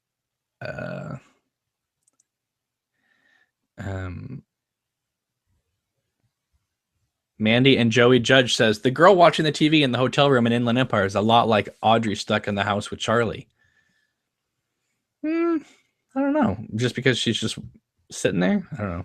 I guess I understand where you're coming from, though. Rick TBL says, took me a while to get used to Lost Highway. When I walked out of the theater, I said, that was the coolest piece of crap I've ever seen. Now I like it. It's just funny to me how Lost Highway, as much as it's a very, very good film, just how dated it is now. Yeah. It's the one film of his that's completely dated because of the music choices. Doesn't make it bad. I'm just saying it definitely puts it in an actual time and space in history. Whereas everything else with the Badalamenti music and the music choices from there, you never know what time frame you're in. November 17th. Great music on that soundtrack. This Magic Moment and that Smashing Pumpkins song. I love that one. No, I'm not complaining. I'm just saying you definitely know you're in 1996, 1997 territory. It's most 90s feeling movie for sure. And also, I've said it before, I'll say it again. People bash the whole James and Evelyn subplot in Twin Peaks, but that entire subplot was made into Lost Highway with the Pete Dayton Alice storyline. So obviously Lynch loved it. He did have to sign off on every script on Twin Peaks, just so you know. So he probably was like, I like this James Hurley storyline. Anyway, November 17th, May 16th says, the reason I'm so into Lynch is that 2 of his movies completely changed my life. Elephant Man as a child and Mulholland Drive as an adult. So let's see here. Okay. Nicholas Walsh says, are we going to get any more dedications as credits roll? Maybe. They may do this episode's dedicated to Albert Rosenfield, since we got the Margaret Lanterman one, but probably not. Margaret Lanterman makes more sense considering that that character was created on the set of Eraserhead. Let's see.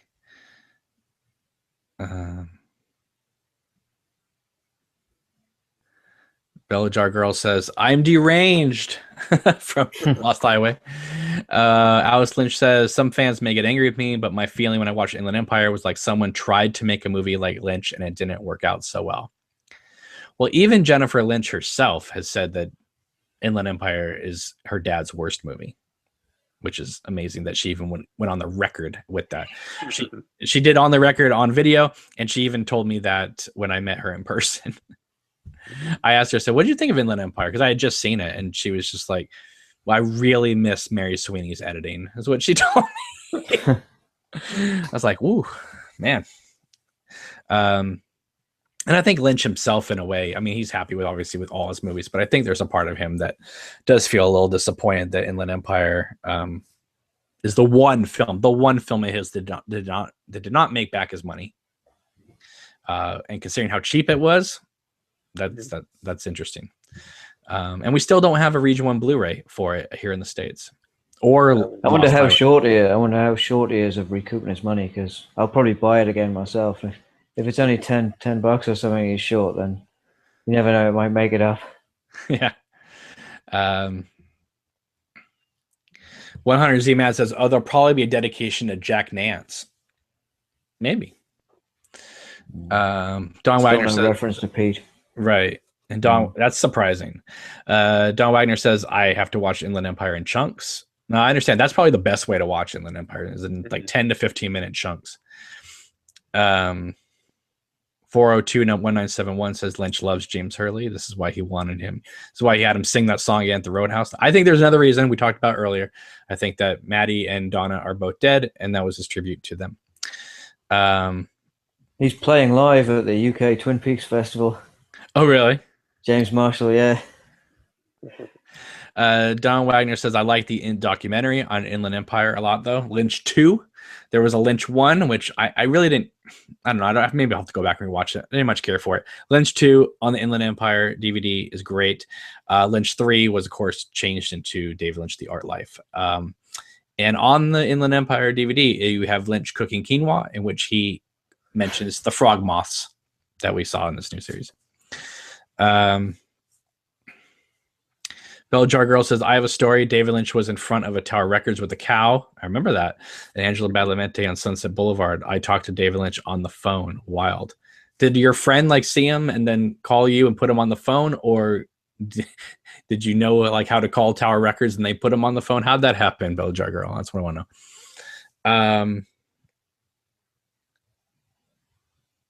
Yeah, I remember because he was doing that. He was doing that to get Laura Dern an Oscar nomination. With a poster that said, "Without cheese, there would be no Inland Empire," something like that. 402-1971 says it's crazy clown time. Bella Jar Girl says, no, my ex-husband, he worked across the street. Can you imagine just looking across the street and seeing David Lynch and a cow? I would be like, of course this is happening in my life. So Bella Jar Girl says, but we divorced, so LOL. So basically you just used your ex-husband to meet David Lynch. I get it.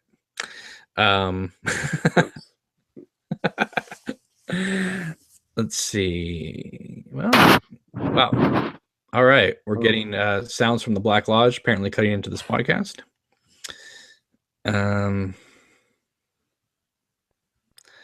And that looks like about it, guys. doesn't seem like there's anything else. So, all right, we're gonna wrap this up. We've gone about 2.5 hours. That's pretty good for a Twin Peaks Saw of the Day when we had no plan whatsoever to talk about anything.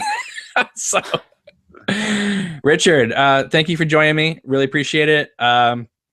Hopefully, you'll come back after these next episodes and let us know what you think, whether you were happy or dissatisfied with it.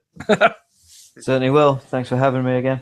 It's always a pleasure. I know it's late for where you are. George, you take it easy and be safe out there with all that hurricane madness. Sure.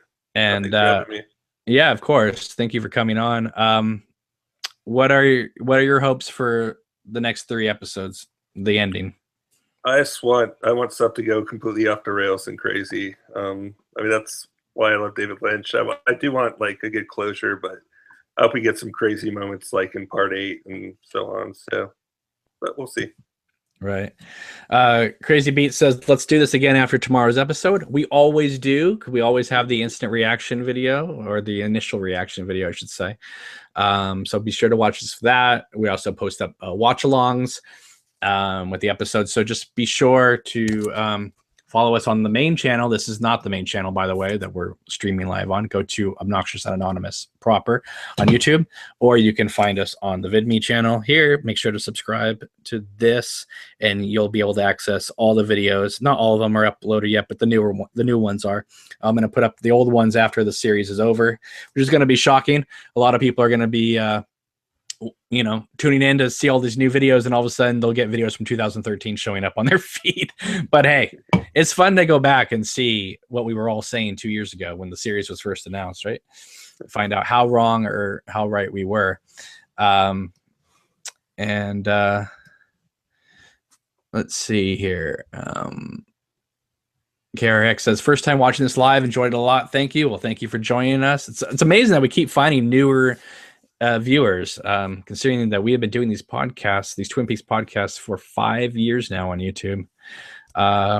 402-1971 says, I can't believe this is almost over. Me either, but I will be looking forward to getting some sleep, being the dreamer. Alice says, this was fun. Thank you. Appreciate it. Yeah, this has been a wild ride. I can't believe we've had an actual summer of David Lynch, like an entire summer. It's been an amazing journey. So can't wait for the next last 3 parts. Hopefully it does come back in some form. And Mark Frost's book, The Final Dossier, isn't the final dossier. But just want to let you guys know too, if you guys go on Amazon, you can get Mark Frost's book, The Final Dossier. It comes out in October. Right now it's $13 on Amazon. Come on, that's a great price considering The Secret History was over 20 at the time when it was released. So be sure to pick that up, and be sure to subscribe to our YouTube channels and the VidMe channel. And yeah, we will see you next time tomorrow night for the initial reaction review of Twin Peaks Part 16. All right, guys, take it easy. We'll see you soon. Bye. Bye-bye.